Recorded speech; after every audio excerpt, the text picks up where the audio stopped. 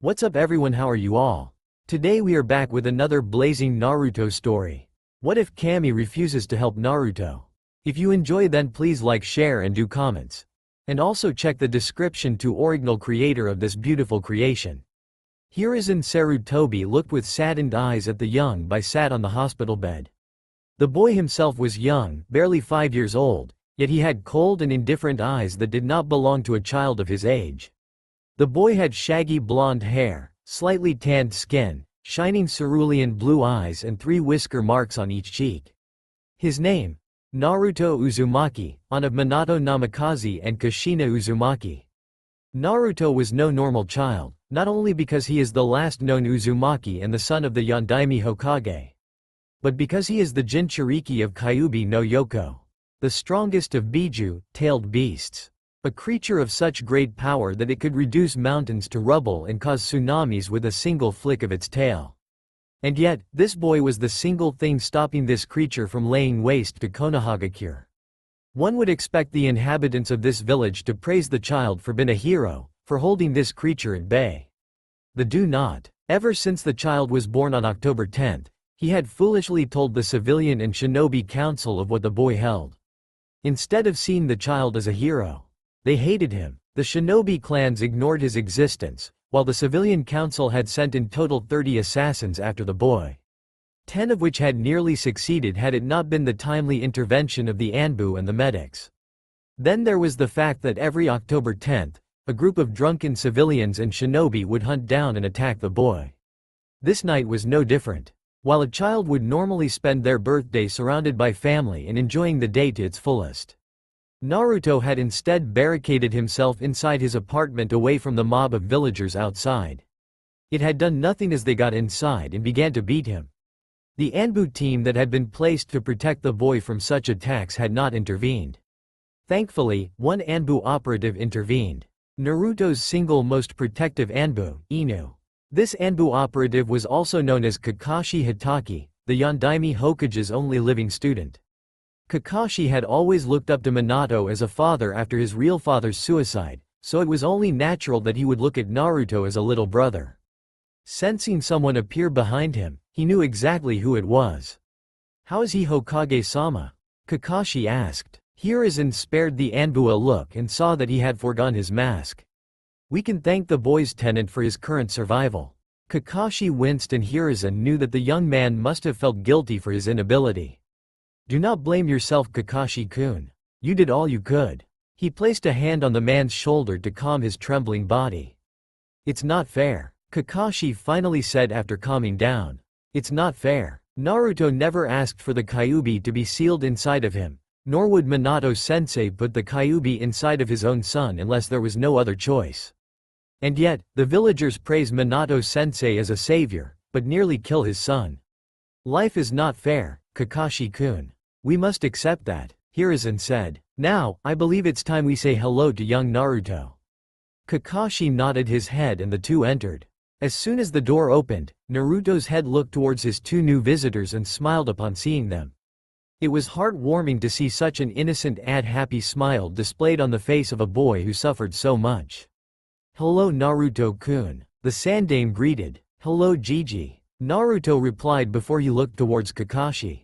"Hello Kakashi-ni." Despite his earlier anger, Kakashi smiled at the greeting he received. It released him from some of the guilt he felt at not being able to save Naruto in time. "Hello Oto-Oto." If anything, the boy's smile grew wider at what Kakashi called him. "How are you feeling?" Hiruzen asked. Naruto's smile dimmed and became slightly strained. "I'm fine, Gigi," Naruto said boisterously. To any other person, it might have seemed convincing. However, Kakashi and Hiruzen were the 2 top shinobis that Konoha had to offer, so they easily picked on the sadness been hidden away. "It's okay Oto-Oto. You can tell us how you really feel." Kakashi stood beside Naruto and placed a hand on the boy's shoulder. Instantly he felt how skinny the young Uzumaki was and had to restrain himself from getting angry. By the way that Hiruzen looked at him, the elderly Kage must have known what Kakashi was angry about. Naruto's smile dropped after Kakashi's words and was replaced by a look of sadness and dejectedness. It was unsettling to see. "I don't get it, why they hate me. It hurts so much, and yet. Naruto's voice was low and quiet. I can't hate them. I want to, I really want to. But no matter how much I try, I can't. Don't hate them, Naruto-kun. Pity them. Naruto looked up towards the Sandaime in shock. Hate will forever cloud your judgment. It will stop you from being who you should be. Hesitantly, Naruto nodded his head. I'll try, Gigi. Hiruzen smiled. That's all I can ask. He stood up from the chair he was sat on. Now, we will leave you to rest. Naruto nodded his head and lay down on the bed once more. The two shinobi disappeared in a quick Shunshin no Jutsu, body flicker technique, and appeared in the Hokage office. There was a few moments of silence as Hiruzen sat on the chair behind his desk and Kakashi placed his dog mask back on. Did you ID any of the attackers? Kakashi nodded his head and placed a scroll on the desk. Hiruzen reached forward and took hold of the scroll and began reading through it. Once he had done, he placed the scroll back on the table. I want them taken to Ibiki for questioning. Kakashi nodded his head before disappearing in a Shunshin no Jutsu, body flicker technique. You can come out now, Jiraiya-kun. There was a flicker in the corner of the room and it revealed a slightly aged man with spiky white hair pulled back into a ponytail with a wart on the side of his nose. He had a green, short shirt kimono and matching pants under which he wore a mesh armor that was revealed at his wrists and ankles. He wore handguards, a black belt, traditional Japanese sandals and a red haori with 2 yellow circles on it. How do you keep on finding me?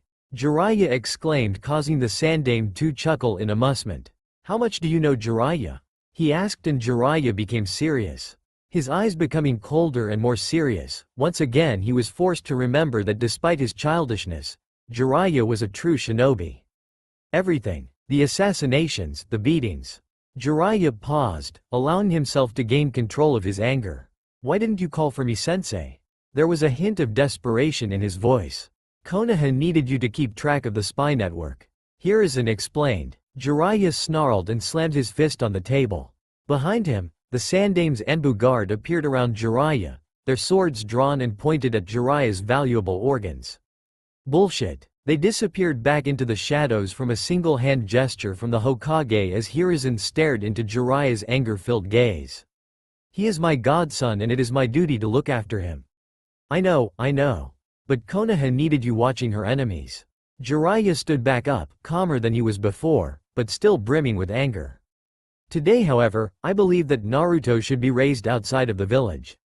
Hope filled Jiraiya. Perhaps he could finally raise his godson. Does that mean? Yes. You can raise Naruto-kun, train him, and make him the best damn shinobi that this world has ever seen. Hiruzen said, and Jiraiya nodded his head, smiling brightly while he did so. He's in room 9. Thanks, sensei. He said sincerely before disappearing with a Shunshin no Jutsu, body flicker technique. Hiruzen looked at the position where Jiraiya once stood. Already he could feel a change in the air. Naruto would play a large part in the future to come. It had been an hour since he arrived at the hospital. Naruto had been asleep the entire time and Jiraiya, for the first time in a while, got to see how much Naruto resembled his father, but he could still see parts of Kushina in him. It made him smile brightly at the thought of raising the child of the two people he considered his children. Outside, the sun was just beginning to rise as morning began to come around.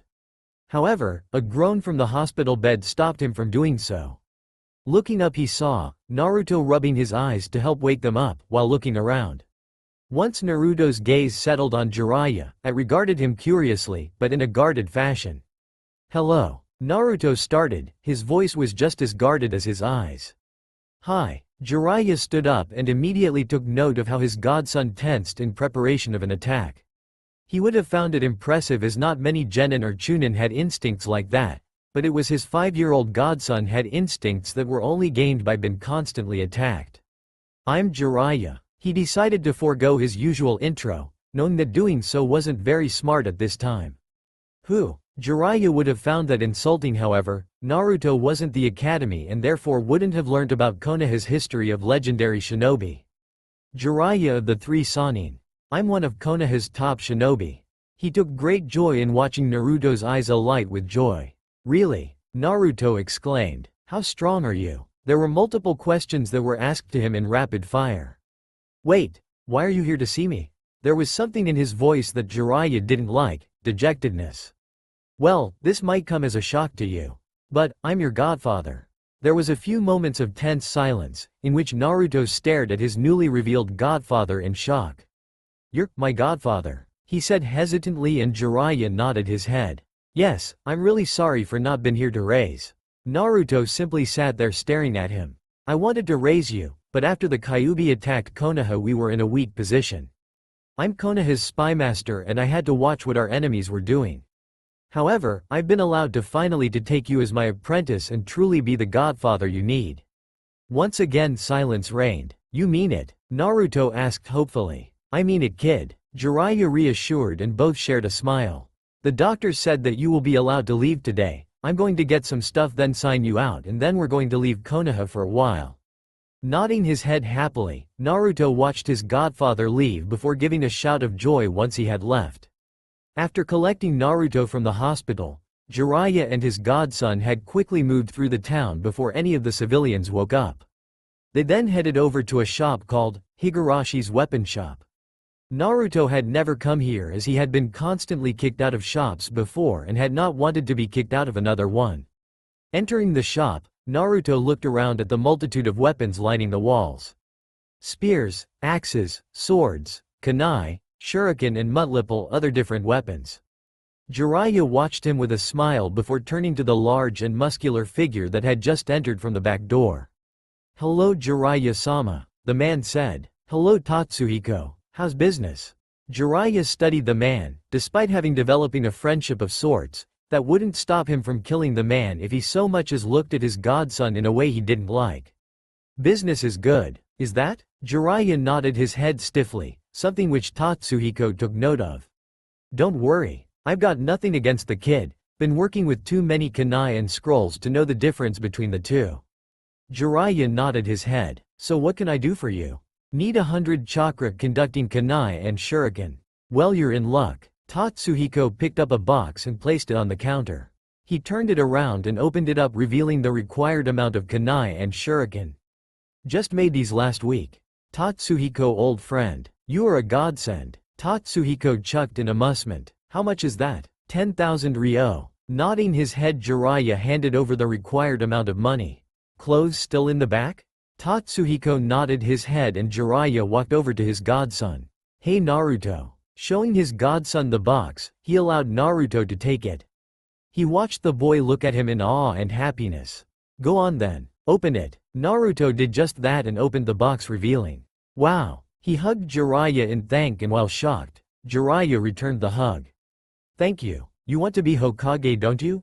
Naruto nodded his head. Well, if you're gonna be Hokage you're going to need these. Naruto once again nodded his head. Now, let's get you some clothes. With that, the two walked towards the clothes section and bought Naruto around 4 pairs of the same clothes. Black shinobi sandals, ambu pants, a gray, long-sleeved hoodie with a full body mesh armor. Overall, the shopping trip cost him around 20,000 ryo, but seeing his godson smiling made it worth it. Kakashi watched Naruto leave with Jiraiya for God knows how long. While it was saddening to watch, he knew that it was for the best, and he also knew that he would see Naruto again. Whether it be in Konoha or on a mission. Turning back towards the village, he looked at the civilians that were completely oblivious to what had happened. Kakashi knew that if the civilians and Shinobi had known, they would have celebrated. Clenching his fists, Kakashi vowed to himself to always be there to protect Naruto. With that in mind, he walked towards Training Ground 10, where he knew Maida Guy, his self-proclaimed rival, would be training himself into the ground. He had calmed down in his training over the past weeks. It was about time he made up for lost time and then surpassed his previous level of strength. Hiruzen sighed in anger as the paperwork miraculously multiplied before his very eyes. He really hated the seal he had placed there within his first year of being Hokage. Sure, it decreased the amount of stuff on his desk, but just as you thought you were nearly done, the seal would automatically release more paper until you were done. It had its pros and cons. Hearing the door to his office open, he saw his old teammate, Danzo Shimura, walk into the room. His cane tapping against the ground. It had been a safety precaution the two had created to know if there was an imposter. What is this I hear about the Kyuubi Jinchuriki leaving the village? Danzo asked, his voice calm and quiet. I have decided that after the last attack on his person, his godfather, his legal guardian should be given custody of him. Hiruzen stressed the word, legal, to show Danzo he had no sway here. Besides, I thought you would be happy. Naruto is getting the training he needs to become a powerful asset to the village, while being able to walk in the light. He will become a figurehead for the village to follow. The village hates him, they will not follow him. Danzo countered, not yet they won't. Naruto will come back for the Chunin exams and there I shall reveal his heritage. The village will forget what he holds and see him for the person he is. And if not everyone does? Hiruzen's eyes became cold and indifferent, a small amount of his killing intent was released. Then I trust you to persuade, and silence those that do not if need be. Danzo nodded his head, happy to see that the Shinobi no Kami, the god of Shinobi, had replaced his grandfatherly teammate once more. It shall be done, Hiruzen. Bowing as much as his damaged body would allow him, Danzo left the room. It seems you leaving, Naruto-kun. Maybe what Konoha needs to become a symbol of power once more. Hiruzen thought. A week went by rather quickly in Naruto's opinion. They had done nothing but traveling, but during the time they would rest, Naruto would try and unlock his chakra. So far Naruto had managed to draw out a bit of his chakra, which according to Jiraiya was very impressive for a child his age, as most children descending from shinobi clans didn't get this far till they around 3 months had gone by. Are we there yet? Naruto whined. Jiraiya, who walked alongside him, simply shook his head in amusement. Nearly. In 5, 4, 3, 2 and 1. He outstretched the digits on his raised left hand before slowly lowering the number of digits until none remained. Here we are. They exited out into a large clearing. A very large clearing. At least 10 acres of land. Right on the north of the clearing was a large pond, easily covering 2 acres of land. Going into it from the cliff behind it was a waterfall. A few meters away was a small wooden hut. It was nothing special, but it would suffice for the two of them. Everything else was just grassy flatland.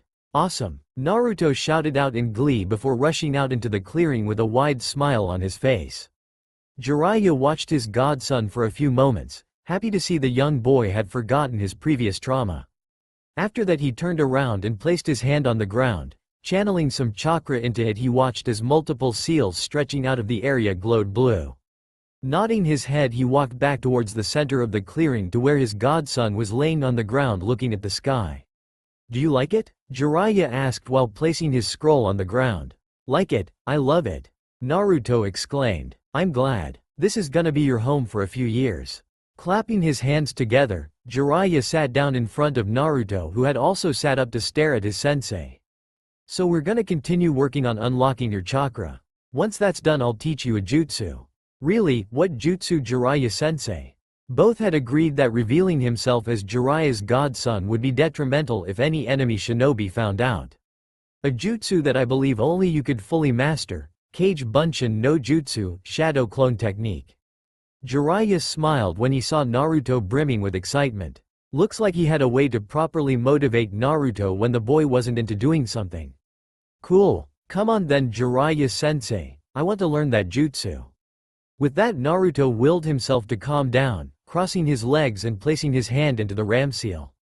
Closing his eyes, he breathed in and out deeply. He searched deep inside of his very being and only ever found darkness. Reaching further inside of him, he found himself staring at a blue flame of complete chakra. For a few moments nothing happened, before slowly it spread throughout his entire body. He felt a sense of weightlessness as chakra ran through his body. I did it. Jiraiya laughed along with Naruto.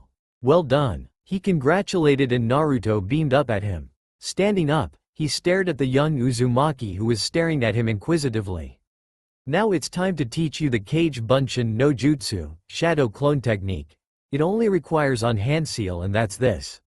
He crossed his fingers over each other. Then simply channel your chakra and imagine a clone appear next to you. Nodding his head, Naruto placed his fingers in the exact same position as Jiraiya did. Kage Bunshin no Jutsu, Shadow Clone Technique. He shouted and there was a single poof of smoke. Once it subsided, it revealed an exact replica of Naruto. Both shared a glance before grinning identical grins. Jiraiya felt pride swell in him. It took him 3 hours to create even a single clone, but Naruto did it on his first try. Very good, Naruto. The clone disappeared, leaving only the original stood there. Just remember that if you summon too many, be careful on how many you dispel at a time. That's because when it dispels, anything they learned, you learn. The Uzumaki grinned wider and nodded his head in agreement. So what we doing now, Jiraiya-sensei? Well, I'm gonna teach you tree climbing, and then tomorrow we'll make some clones and I'll make sure you have it down. I can already climb trees, Jiraiya-sensei. The elderly shinobi smirked before walking towards a tree, Naruto following behind him. However, once he reached the tree, Jiraiya continued to walk up it. When he reached the top, Jiraiya turned around and stared at the awe-filled gaze of his young apprentice. Walking down the tree, he stood before Naruto with a grin. Can you climb them like that? He asked, and only received a slow shake of his head which made him chuckle in amusement. To do this, all you need to do is channel chakra to your feet to help you stick to the surface. Here, he chucked a kunai at Naruto's feet. Use that to mark your progress. Picking up the kunai, Naruto ran at the tree as fast as he could and channeled chakra to his feet. As soon as his right foot collided with the bark, it exploded, sending him flying backwards. Thankfully, Jiraiya caught him before he could land painfully against the ground. You channeled too much chakra into your feet. Try not to channel as much into your feet next time, Jiraiya advised. Nodding his head, Naruto charged at the tree once more. This time, however, he managed to get 3 steps up the tree before slipping. Landing on the ground with a grunt, he glared at Jiraiya, who had burst out laughing at his failure. Shut up, he shouted, earning more laughter as a result. Getting to his feet, Naruto charged at the tree again, and like the previous 2 times he fell. This time, however, he managed to mark the tree with his kunai. Giving a shout of accomplishment, Naruto did it again. Behind him, Jiraiya looked on proudly as his godson began to make gradual progress. It was slow, but he had no doubt that by the end of the day he would get halfway up the tree, if not higher. Shisui Uchiha gave a sigh as he sheathed his tanto after finishing his night's training session. Normally he would be accompanied by Itachi, his best friend and brother in all but blood. However, Itachi was currently attending a meeting with his father, Fugaku, the head of the Uchiha clan. Just as he was about to deactivate his Sharingan, Copy Wheel Eye, he noticed a slight movement in a bush nearby. That was odd, there was wind and nothing else moved. Expanding his senses with chakra, he immediately noticed that there was someone hiding there. They were very well hidden, but he was an ANBU, the elite of Konoha, and therefore he could easily pick out the signs of someone hiding. You can come out now, I know you're there, Shisui called out. There was a few moments of silence before a young boy, no older than 9. It was a shock to him to see someone so young had such skill in stealth.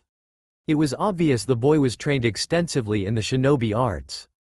Hi, are you lost? He asked, though he had tensed in preparation from an assault made by the young boy. The boy himself noticed this and also tensed in preparation. Not much of a talker, huh? He questioned once more upon seeing the young boy not speaking.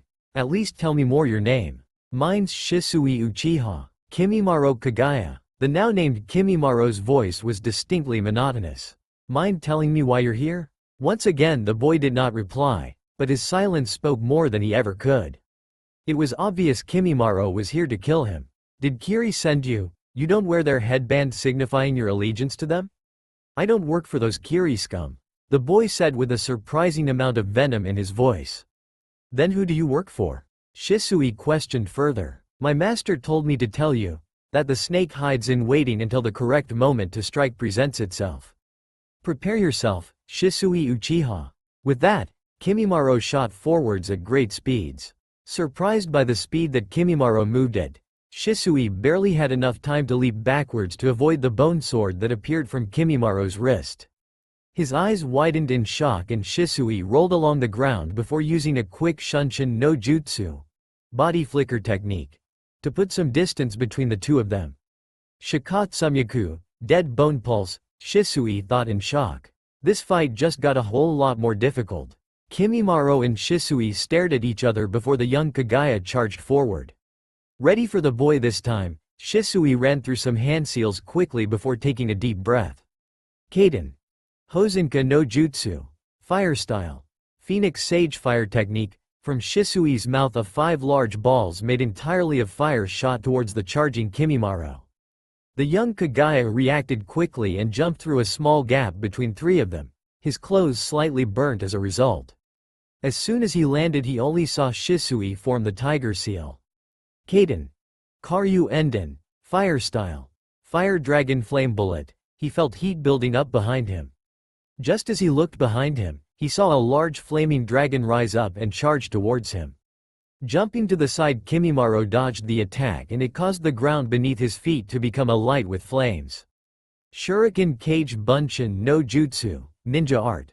Shuriken Shadow Clone Technique. Looking towards his target, he saw 3 shuriken multiply into 300. Yanagi no Mai, Dance of the Willow. Bones sprouted from his palms, elbows, knees and shoulders, then he spun around madly. Each of the shuriken that came at him were parried and knocked into other shuriken. For a second the only sound that reverberated through the training ground was the sound of bone and metal colliding with each other. Through it all, Shisui thought of a plan to help him defeat the Kagaya. This is not looking good. He's fast, durable, agile, and there seems to be no limit to the areas in which he can create those bone weapons of his. Seething at the way this was beginning to turn out. That and the fact I have barely a fifth of my chakra left. Damn it, the one time I don't bring any solider pills and Itachi has a meeting is the one time I get attacked. Looks like I'll have to call Itachi and stall for time. Channeling chakra into his Anbu seal, he waited. Kimimaro landed on the ground and charged straight towards Shisui, who met his charge head-on. Shisui blocked the left-hand bone blade, before ducking under the right-hand one. A quick Shunshin no Jutsu, body flicker technique, later, and Shisui appeared behind Kimimaro. His blade cut through the air and then cut into Kimimaro's neck. To his surprise, however, the blade didn't cut into the boy's neck like he had hoped. Instead, it colliding with something very dense and hard. Quickly placing his foot on the Kaguya's back, he pushed off and flipped into the air and caught a glimpse of what he assumed to be an armor of bone underneath Kimimaro's skin. Landing on the ground, Shisui charged forward, taking advantage of the boy's current position of being off balance, and lashed out with a roundhouse kick. He then followed up with spinning hook kick to his temple. Skidding across the ground, Kimimaro got to his feet quickly before hunching over in pain as a fist collided with his stomach. However, his ribcage burst from his body and locked the Anbu shinobi's fist in place. Smirking, Kimimaro punched Shisui in the face, causing him to stumble backwards. Using this, he allowed the power of his Orochimaru's no Juinjutsu, Orochimaru's cursed seal technique, to run through his body and cover his body in lines. Raising up to his full height, he regarded Shisui with an indifferent but slightly confident gaze. What the hell is that? Shisui thought in shock. Whatever it was, Shisui knew that this fight wasn't going to be as equal as it was before this. To force me to use the first level of Orochimaru's no Juinjutsu, Orochimaru's cursed seal technique. You're truly skilled, Shisui Uchiha. Kimimaro praised mentally. However, Orochimaru-sama has asked me to kill you. He cured me of my disease and I shall forever be loyal to him. For that reason I will cannot fail him. Shunshin no Jutsu, body flicker technique. He whispered before disappearing and reappearing behind the Kagaya boy in hopes of repeating his earlier movement. This time, however, the blade was stopped by a blade made of bones. The same attack won't work a second time round. Kimimaro said simply before performing a flawless spinning hook kick that Shisui only just managed to avoid due to his Sharingan predicting the attack. Landing on the ground, he went for a low sweep that the Kagaya managed to jump over. The two young shinobi put some distance between one another. Come on Itachi, where the hell are you? The Uchiha raged mentally. Shit, I'm running low on chakra and I might have to rely on Susanoo soon with the way things are going. Clenching his fists, Shisui charged forward, his Sharingan spinning hypnotically. Kimimaro met his charge and the two met in a clash of bone and steel. Itachi rushed through the trees as quickly as his legs could possibly take him. 5 minutes ago he had received an Anbu distress call from Shisui. He had quickly rushed from his house, leaving his parents unaware of what had caused him to leave in such a hurry. Just as he leapt from one branch he felt a fluctuation of chakra before he heard. Futon. Daitopa, wind style, great breakthrough. A large amount of wind collided with his body, launching him from the air and straight towards the next tree. Drawing a kunai from his pouch, he stabbed it into a tree and used it to slow him down before dropping to the ground. Standing up to his full height, he waited calmly as 5 shinobi, each chunin level in terms of strength. Despite his calm facade, he was in fact frustrated because someone out there was causing his brother in all but blood lots of trouble. Enough to call for help. He couldn't remember a time when Shisui had called for help. Just wait for me a bit longer, Shisui. I will be there soon. Itachi thought. You are in my way. I will give you the chance to move before I go through you. Itachi said monotonously. The 5 enemy shinobi shared a glance before staring at him with confidence. You think you can beat us? The one in the sneered. There are 5 of us and only 1 of you. Numbers count for nothing in the shinobi world. Itachi replied before the man that spoke dropped to the ground unconscious with drool hanging from his mouth. Shit, Genjutsu, don't look at his eyes. One claimed as he closed his eyes and jumped backwards.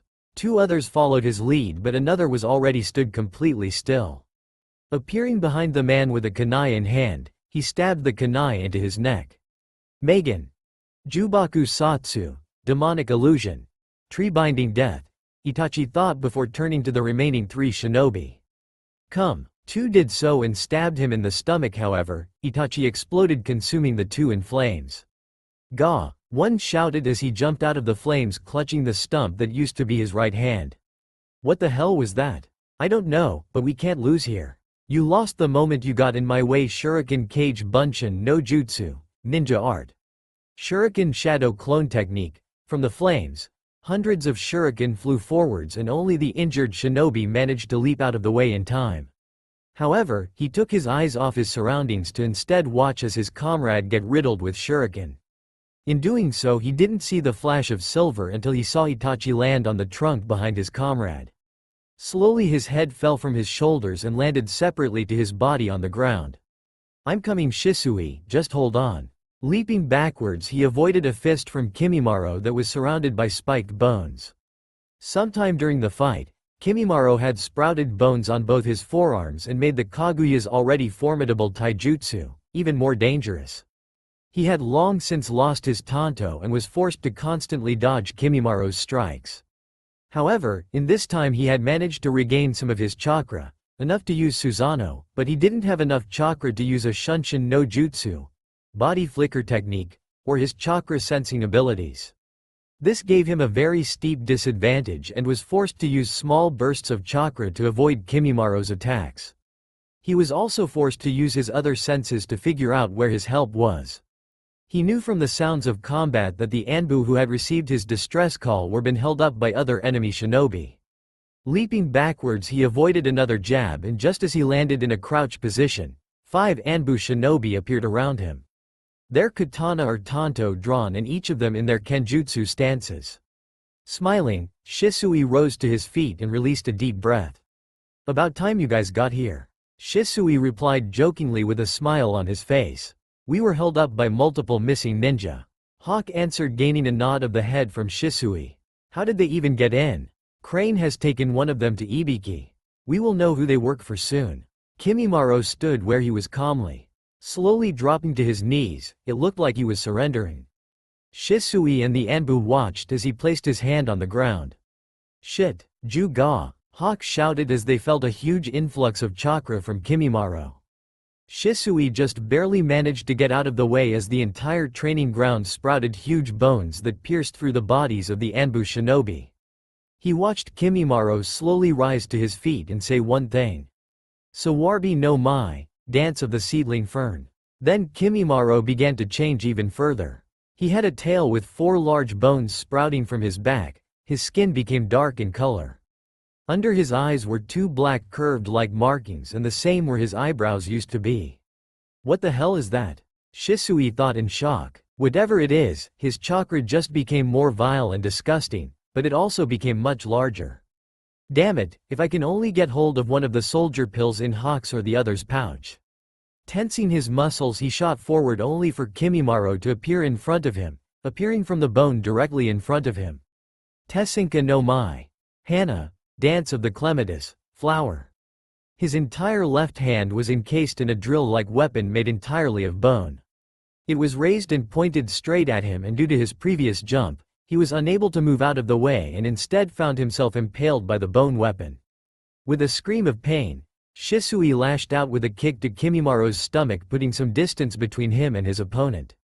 Landing on his back, he clutched his stomach. Shakily, he raised his left hand and looked at the large hole in his stomach. It was bleeding heavily. He knew he wasn't going to last much longer unless he applied some medical chakra to the wound. Looking up, he saw Kimimaro jumping towards him, intent on finishing him off. Knowing that he didn't have the strength to move, he allowed his eyes to evolve even further, to the Mangekyo Sharingan, Kaleidoscope Copy Wheel Eye. Channeling all his chakra into his eyes, he shouted, "Susanoo!" From his body, a large green warrior figure formed around him protectively. In the center of his chest was a single glowing red tomo. Kimimaro slammed his drill weapon into the chest of the Susanoo. It forced the warrior-like figure to be pushed backwards. The Kagaya had to quickly leap backwards as one of Susanoo's arms went to swat him away. Once he landed on the ground, Kimimaro moved his right hand around till it rested on his back. Tessinka no Mai. Suru, Dance of the Clematis, Vine.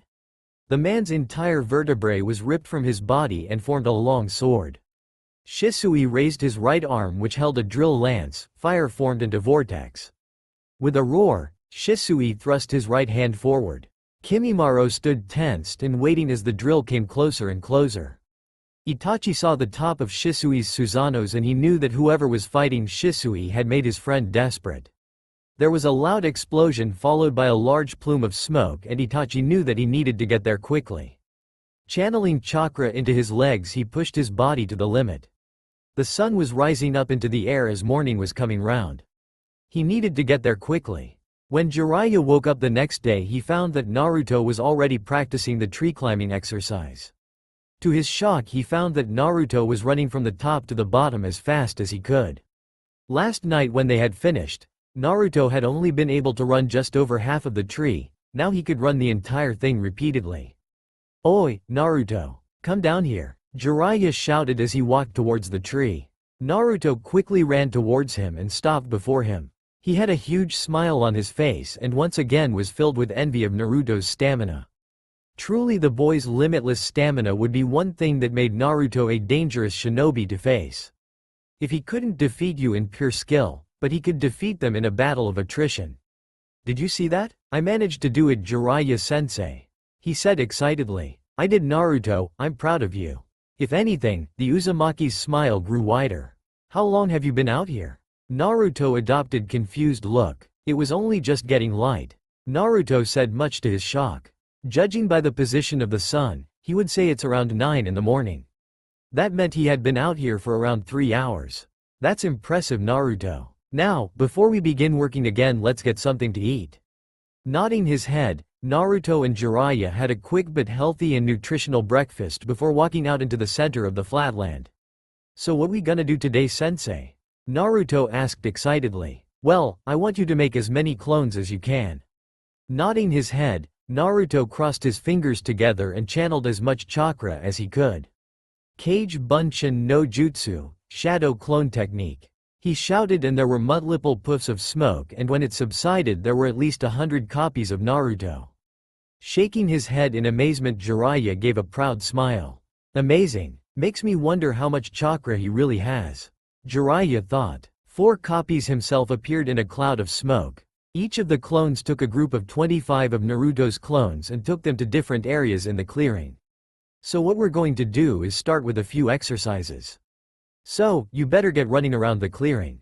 Naruto quickly did so and began running around the clearing. Jiraiya was following behind him. Around 3/4 of the way round the clearing, Naruto began to slow down, but Jiraiya would throw a kunai at his feet, forcing him to increase his speed once more. Coming to a stop, Naruto collapsed to his knees, breathing heavily. Despite his large amount of stamina, he was only 5 years old. "We're not done yet, Naruto. Now give me 50 push-ups, 50 sit-ups and 50 squats." Naruto panted and glared at Jiraiya before pushing himself into a kneeling position. "Can't I rest for a minute?" Jiraiya shook his head. "You want to be the best shinobi in the elemental nations? You want to be Hokage?" Jiraiya questioned, giving a nod of his head. "Then get to it." Groaning, he began to do the exercises. Over with the first Jiraiya clone, He was having them continue the tree climbing exercises until they could do it without conscious thought or much effort. With the second clone, he was beginning to teach the water walking exercise to Naruto's clones. With the third he was teaching leaf balancing exercise, and with the fourth he was making sure that Naruto's clones could use the Kage Bunshin no Jutsu, shadow clone technique, without hand seals or speaking. All the while, Jiraiya watched his new apprentice, Godson, train with a proud smile on his face. Breathing deeply, Shisui stood inside the safety of his Susanoo as he waited for the smoke to clear. Once it did, he found his body freeze in shock. That was because Kimimaro was completely unharmed. His Susanoo drill weapon had been knocked to the side. The Kaguya's spine weapon was wrapped around it like a whip. How? I put 3/4 of my remaining chakra into that strike. Even though I hardly have any, no one should be able to stop that. Growling angrily, Shisui channeled his remaining chakra into one final attack. If this didn't work, he would be without Susanoo and completely open to an attack. Susanoo. Tsukumo, he with the ability to help by all means. 99. The ribcage opened, revealing his Susanoo's chest. From it a barrage of light, green-colored chakra needles were launched at great speeds towards Kimimaro. Once again smoke rose up into that air as a result was launched into the air. Dropping to his knees as his Susanoo receded into nothing, Shisui waited for the smoke to clear again. Teshi Senden, 10-finger drilling bullets. Gasping in shock as multiple tiny projectiles were flying towards him. Unable to move, he took each of the bullets and he felt one pierce his lungs. Kimimaro moved forward calmly and self-assured in his victory. However, before he could reach the downed form of Shisui, Itachi appeared in front of him. His eyes were indifferent, giving away nothing about his thoughts and feelings. The tomos of his Sharingan swirled around his pupil hypnotically. Kimimaro looked down at the floor, avoiding eye contact with the Uchiha. I had not expected Itachi Uchiha to deal with the missing ninja that Orochimaru-sama had hired so quickly. It seems our intel on his abilities is lacking. Raising his eyes slightly, he looked at the bleeding form of Shisui. Nonetheless, it seems my mission was a success. Shisui will die long before he gets to the hospital, and he has lost far too much blood. Even if he does survive, he will be handicapped severely. However, I could probably match Itachi if I had not wasted half of my chakra fighting Shisui. Not only that, but I can sense multiple Jonin-level shinobi moving towards our position. A tactical retreat is in order. Itachi watched with narrowed eyes as Kimimaro disappeared with a quick Shunshin no Jutsu, body flicker technique. Once he was sure that the Kagaya had disappeared from his senses, he turned to face his dying friend. "Hey Itachi." Shisui smiled, but it was an ugly sight as his teeth were stained red with blood. "Took you long enough." Itachi allowed a rare smile. Shisui was the only person who could ever make him smile. "Save your breath. I'm going to get you some help." Shisui simply shook his head in disagreement. "No, I won't make it in time. I need you to do something for me." Itachi nodded his head, his eyes slightly glistening at seeing his best and only friend dying before him. "Take my eyes, give them to Naruto-kun. Telling him I'm sorry for breaking my promise." Flashback. "Hey, Itachi ni, Shisui ni." The two Anbu shinobi in question stopped their training to see Naruto running towards them. Shisui smiled brightly. "Hello, there little man." Shisui bent down and high-fived Naruto. "What brings you here?" "He's come to say goodbye to those close to him before we go," a voice said from behind them all. Shisui and Itachi turned around to see Jiraiya stood there. "Jiraiya-sama." The two shinobi bowed to him as a sign of respect to the legendary shinobi. "Meh, no need for honorifics. You two have looked after Naruto when I couldn't. You've more than earned the right to call me just Jiraiya." The two shinobi nodded their head as thanks. "Hey, I'm still here, remember?" Naruto shouted indignantly, causing the three older men to chuckle in amusement, which in turn caused him to pout. "Sorry," Shisui said. "So how come you're going with Jiraiya? He's gonna teach me. I'm gonna become so strong that I'll be able to beat you both." Itachi smiled, while Shisui laughed boisterously. "I'll hold you to that, Naruto-kun." Itachi replied to Naruto's boasting. "I'll tell you what, little man. When you get back I will be the first to meet you, and then we'll go and have that spar. If you impress me I'll teach you every jutsu I know," Shisui said. "You promise?" Naruto asked. "It's a promise of a lifetime." Shisui confirmed, and then Naruto hugged him tightly. Chuckling, Shisui returned the hug. "I'll miss you, Shisui ni, Itachi ni," Naruto whispered. Naruto pulled away, revealing a few tears streaming down his face. "God, little man, you're making me cry," Shisui said, and his eyes were slightly watery. "Don't mind this miserable git, he will miss you despite what he might say or look like." Naruto nodded his head. "Come on Naruto, we gotta go." Nodding his head rapidly, Naruto left with Jiraiya. Flashback end. Itachi nodded his head and shakily reached forward and plucked out his friend's eyes. It tore at his heart when he heard Shisui scream in pain, but he continued to do so. Once it was done, Itachi sealed the eyes away, while Shisui moved himself into a seated position. Itachi went forward to push him back down, but Shisui stopped him. "No, help me stand up." Hesitantly, Itachi nodded his head and helped stand Shisui up. The older Uchiha had to lean dependently on the younger Uchiha. "I need you to kill me, I want it to be by your hand. It'll help you unlock the next stage of the Sharingan. Please." "I will do." Pulling a kunai from his pouch, Itachi thrust it through Shisui's ribcage and pierced his heart. The dying Uchiha gasped in pain as blood spilled out from his mouth. Not once did his smile disappear. Gently, Itachi placed him on the ground and watched his friend's breathing slow down. His Sharingan slowly changed into 3 spiraling curves around the purple. "Looks like I'm going to see you sooner than I expected. Tu-san, Ka-chan, Obito ni." Smiling as the faces of his deceased family passed through his mind, he released his last breath. Clenching his fist, Itachi raced back to Konoha with Shisui on his back. Intent on finding out who sent the child that killed his best friend. Hiruzen looked at the missing ninja currently sat in one of the interrogation rooms.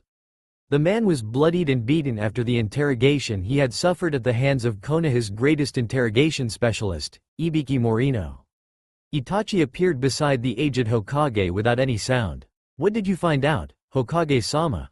Itachi asked. Sparing the young Anbu a glance, he could see the desire for revenge.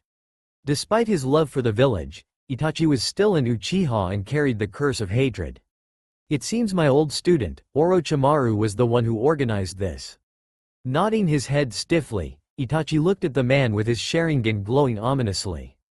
"Hokage-sama." The Sandaime looked towards Itachi to see him on his knees before him. "Before Shisui died, he told me to take his eyes and give them to Naruto-kun as a gift. I would like permission to give them to Naruto-kun like Shisui asked."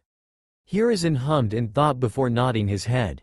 "Go. Their location is." He whispered the remaining part so that no one would know where Jiraiya and Naruto were currently located. "Thank you, Hokage-sama." Itachi used a quick Shunshin no Jutsu, body flicker technique, and disappeared. Turning to Ibiki, he gave him the signal to kill the missing ninja. Ibiki nodded his head and entered the room quickly. He didn't need to hear the ninja speak to know he was begging for his life. Ibiki paid the man no heed and slit his throat before leaving. A week had gone by since Naruto and Jiraiya had begun training, and in that time progression had been quite quick, having also built up a routine. Every morning they would wake up and review what they had learned the previous day to see how far he could get. After that they would have breakfast and Jiraiya would think on what Naruto's training would consist of for the day. So far Naruto had completed the tree climbing exercise and the leaf balancing exercise, the 2 easiest chakra control exercises. Not only that, but Naruto had managed to learn how to use the Kage Bunshin no Jutsu, shadow clone technique, without hand seals, and had doubled the amount of clones he could create. Currently, Naruto had finished his daily run, which had increased 2-3 times round the training ground. Now, he was currently performing his exercises, which were now 100 of each exercise. He had 50 clones perfecting water walking, while the 3 other groups were doing a different exercise. The group that had once been doing leaf balancing exercise were now doing kunai balancing. As for the group that had been doing tree walking, they were now learning and mastering the Bunshin Daibakuha, clone grade explosion, while the final group were learning to use kunai and shuriken. So far he could hit 3 out of 10 for the shuriken and 4 out of 10 for the kunai. "Done," Naruto exclaimed with a thin shine of sweat covering his body. "Looks like we're going to have to up your exercises because you're not as tired as I'd hoped." Naruto simply grinned brightly. Kid's stamina and the Kyuubi healing him gives him a huge advantage. You really are gonna go far, he thought with pride. Show me your stance. Naruto sunk into simple fighting stance. Side on with his left leg at the front and his right foot at the back. His right hand was raised up to his chin with his left hand bent downwards so his hand was near his left hip. Moving forwards, Jiraiya pulled Naruto's left elbow out some more while also widening the gap between his legs. Looking towards the edge of the clearing, he formed a Kage Bunshin, shadow clone, that looked over Naruto's training in the Todorokiryu, Roaring Dragon, style, a style designed by the Uzumaki clan. It implemented both grappling, elbows, knees, defensive, offensive and counter-offensive techniques. It was one of the most dangerous fighting styles to ever exist in the elemental nations. As he walked towards the edge of the Fuinjutsu barrier he set up, he placed his hand on the ground and two seals glowed blue. Slowly the area in front of him shimmered revealing Itachi Uchiha. Come on in. Itachi did so. So what brings you here, Itachi? A week ago, an unknown Kagaya clan member working for Orochimaru infiltrated Konoha and killed Shisui.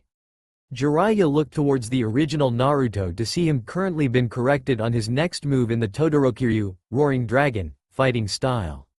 I see. Is that everything you need? Itachi shook his head and unsealed a small jar filled with water. Inside of them were two eyes, two Sharingan eyes. Are those? Yes, Shisui gave me his eyes before he died. His wish was for Naruto to have them. Jiraiya gave a strained smile. Thank you for giving me these. Itachi nodded his head before leaving. Looking down at the eyes, he then moved towards his apprentice. Releasing a deep sigh, Jiraiya walked towards Naruto and dispelled his clone. Who was that Jiraiya-sensei? Naruto asked while repeating his kata.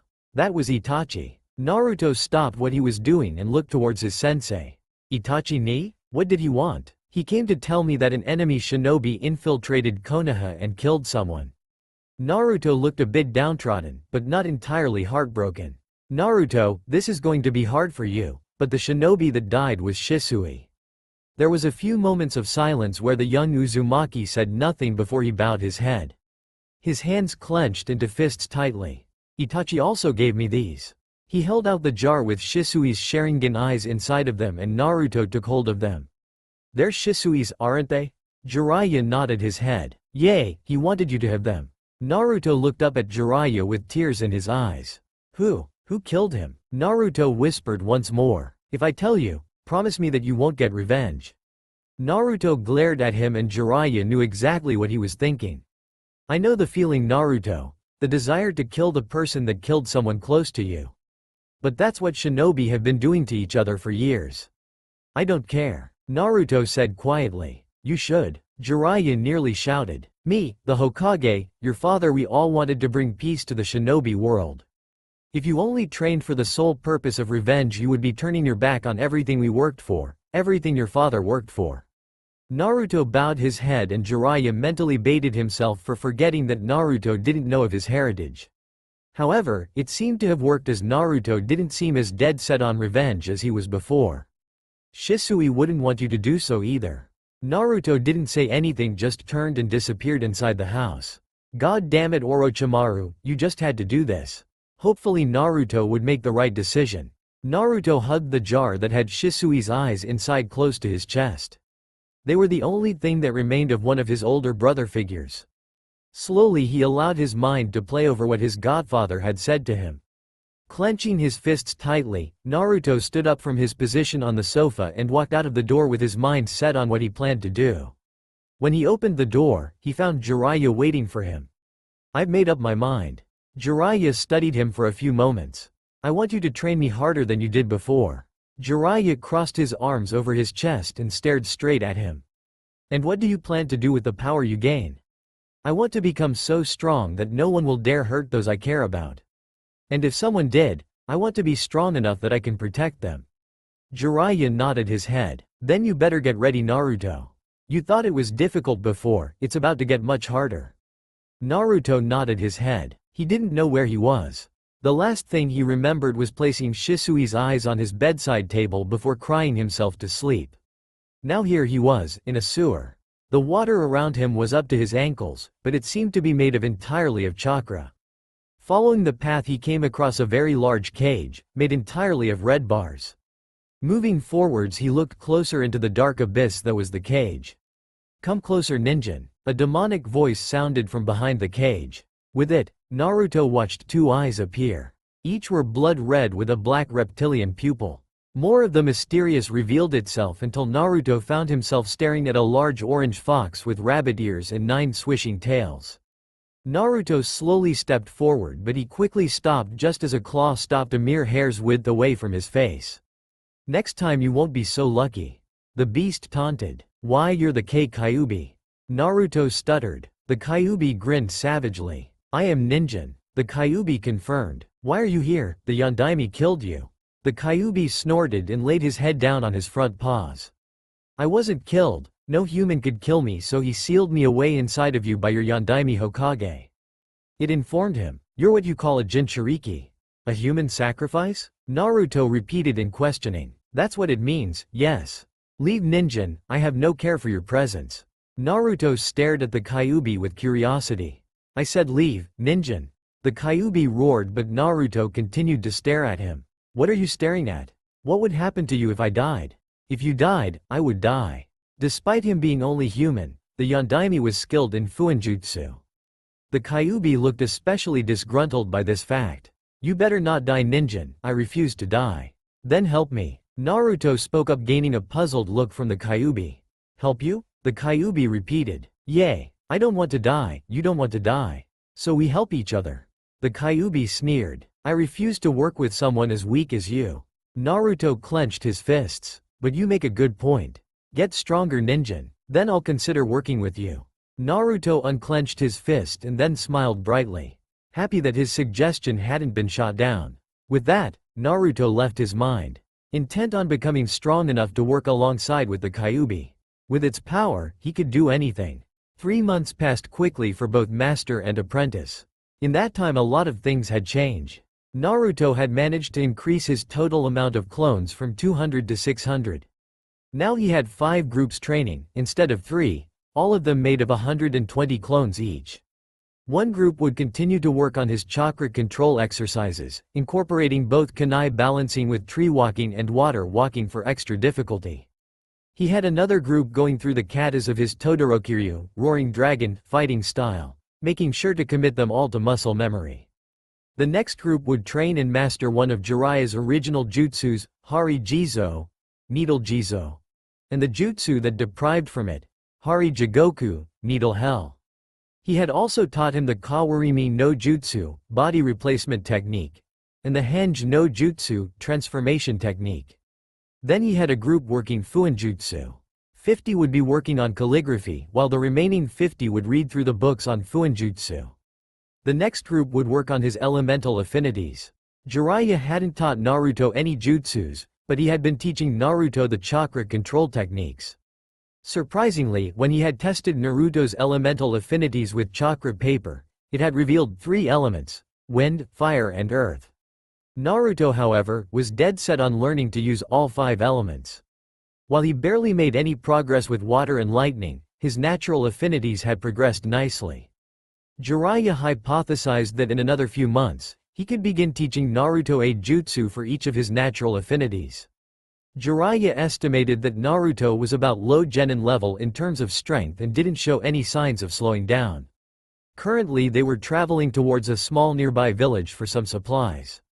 The village itself was quiet, only a few stalls and homes. The population was also quite small, and so, their whereabouts would be kept quiet for a while. As a shinobi, you could never frequent an area more than a few times before an enemy would find your location. Entering, Jiraiya and Naruto found that the village became tense as soon as they arrived. As a result, Naruto noticed that Jiraiya had also tensed in preparation. While not understanding why his godfather had become so tensed, Naruto prepared himself anyway. After all, if his godfather had told him to follow his lead. "Stay close, Naruto." Nodding his head, Naruto did as his master had told him. The two walked towards a small stand and bought a few months' worth of supplies in vegetables before moving towards a few other stands. Each time buying a certain type of food ranging from meat, fruit, etc. "That will be 100 ryo. the shopkeeper said while handing over a bag filled with potatoes. Here, handing over the required amount of money, he took the bag and gave it to Naruto. Taking the bag, Naruto sealed it away inside a scroll. What's going on here? He asked. The shopkeeper looked around before shaking his head as a sign of him refusing to speak. Looking around, Jiraiya slipped a small amount of money into the man's hands. The shopkeeper looked down at it before slipping it into his pocket while looking around to see if anyone was watching. They came about a year ago. Took 10 of our children and disappeared. Every month they've been coming round and taking our children. I can't say any more, they kill anyone who speaks. Jiraiya nodded his head. Here, Jiraiya slipped him a small piece of paper. On the day that they are to arrive, just burn this and I'll come and help you out. The shopkeeper looked shocked, but grateful at the same time. Thank you, Jiraiya. And you are? Toshiro. Thank you again for this, Jiraiya-san. Chuckling, Jiraiya scratched the back of his head in embarrassment. Don't mention. Just doing what I can. The shopkeeper smiled and nodded his head. Come on, Naruto. We gotta get back before it gets dark. Naruto nodded his head and the two made their way back towards the cabin. Both of them unaware of the figure watching them from the distance. How interesting. A man with ash-gray hair pulled back into a ponytail and black-rimmed circular glasses as he stared down at the retreating figures of Naruto and Jiraiya. Orochimaru-sama will want to know of this. But first, his eyes strayed to the shopkeeper. It seems the people of this village need to know that Orochimaru-sama's will is not to be forgotten. Channeling chakra into the seal on his wrist, the young teen waited. Hiruzen looked at the young teen across from him. Itachi Uchiha had not been doing well after the death of his best friend, Shisui. He spent every waking minute either training or going on high-class missions. From B class and upwards. The young Uchiha had hardly spent any time within the Uchiha clan compound, unable to face his clan who were planning coup d'état on the village he loved. Recently, however, Itachi had learned that his father planned to accelerate his plans to execute the coup d'état. Negotiations had failed, all that remained was the inevitable violence. Something they couldn't afford at this current time. You summoned me, Hokage-sama, Itachi said stoically. Placing a scroll on the desk, he rolled it over to Itachi, who took it into his hand and unfurled it. The young teen's eyes widened in shock slightly before he replaced it with a look of indifference. You wish me to kill my clan members involved in the coup d'état? Yes, if this is too much let me know and we will find someone else that is willing to do this. Hiruzen stated. Itachi straightened his back and shook his head. No, I will do this, Hokage-sama. Hiruzen nodded his head. Then Itachi Uchiha. I as Hokage of Konohagakure order you to eliminate the Uchiha involved in the coup d'état. Itachi bowed lowly and then left with a Shunshin no Jutsu, body flicker technique. Sighing, Hiruzen knew that whatever happened, Itachi would forever be scarred by what happened. Toshiro woke up with a start as he heard a few people scream in shock and terror.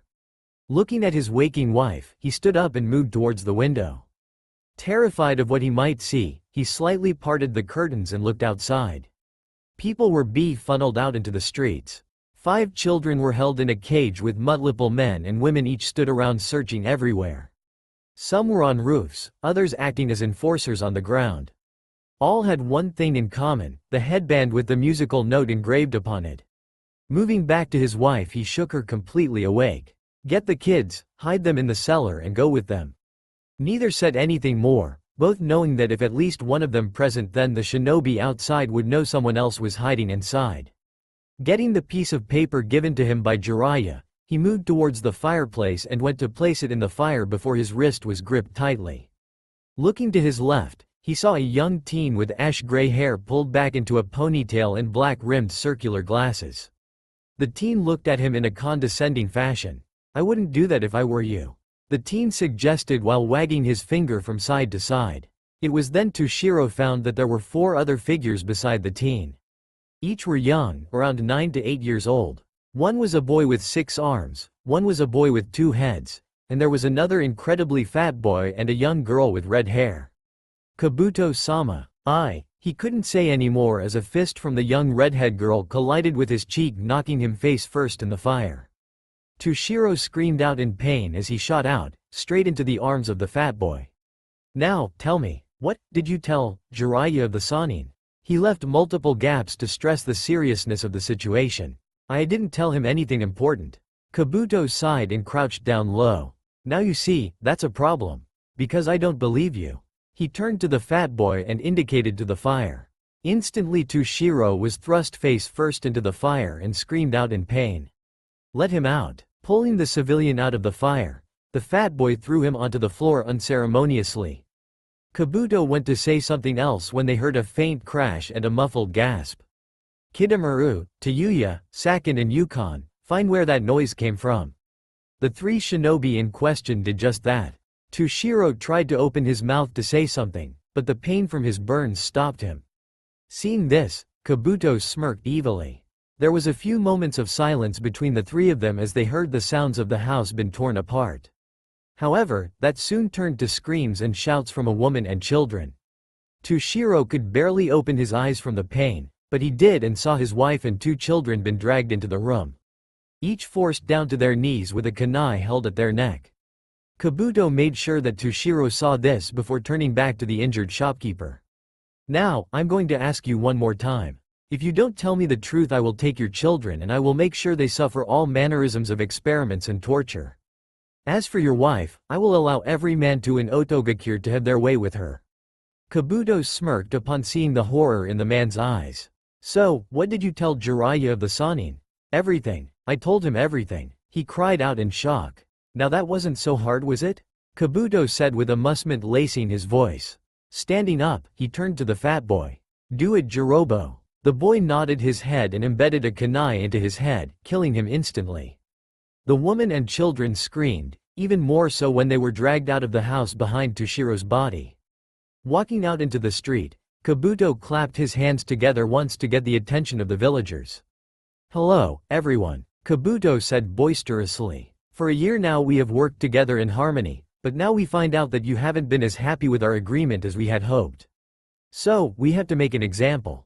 He clicked his fingers and Jirobo walked forwards and dumped Toshiro on the floor. Toshiro's children were thrown into a cage, separate to the 5 other children, and the wife was given into the chuckling arms of a few male shinobi. Everyone knowing exactly what would happen to her. The next time you think of sharing what happens here with any outsiders, remember what happened today. Itachi looked at the file given to him by Danzo. In it were the list of Uchiha involved in the coup d'état.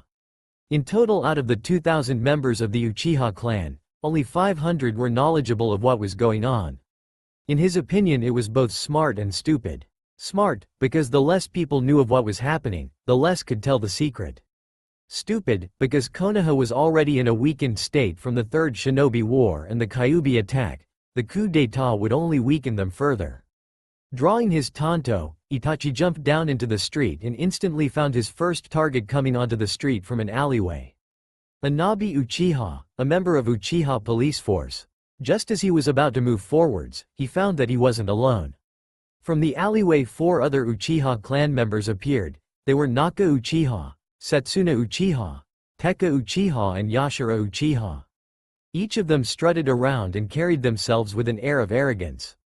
It was to be expected after all, they were a couple of the select few Uchiha members to unlock the Sharingan.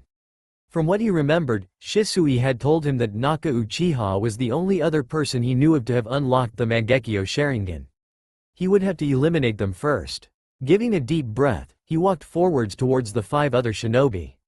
Well, look who it is. The great Itachi Uchiha. Anabi mocked. Paying them no heed, he walked straight towards them. Hey, we're talking to you, asshole! Setsuna exclaimed. He along with Anabi and Tekka clenched their fists tightly while Naka looked on with amusement.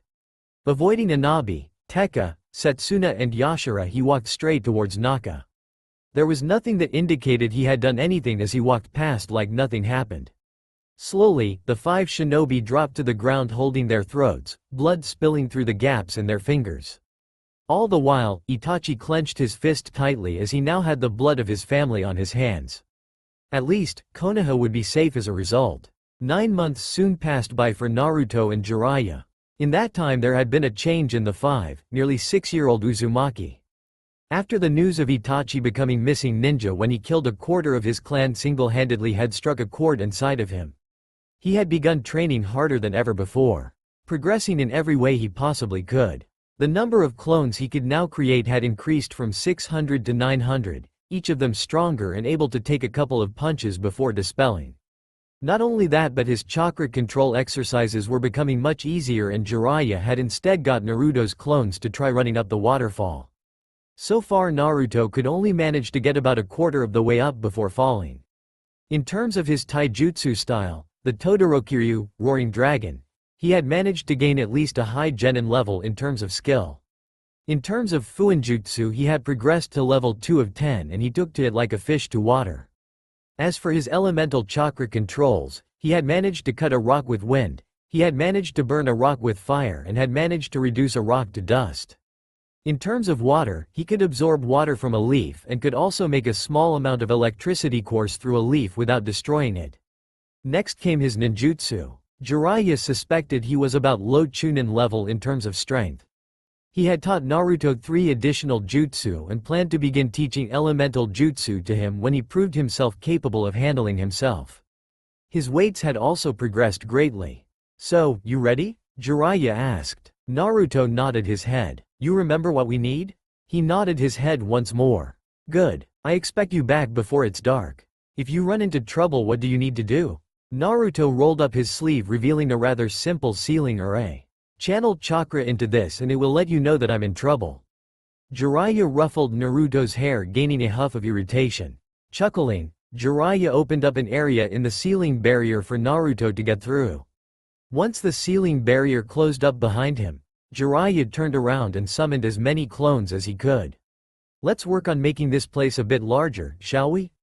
With the way his apprentice was progressing and the amount of clones he was beginning to produce, the clearing he had bought wouldn't be big enough soon.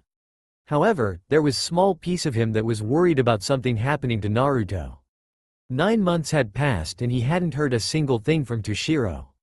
In the Shinobi world, there was no such thing as coincidence, only timing.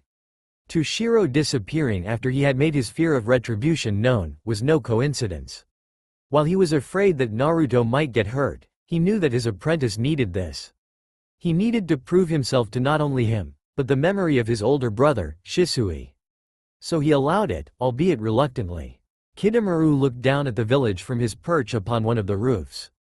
Kimimaro, leader of the Sound Four, had given him the mission of testing a young boy who was traveling with Jiraiya of the Sannin.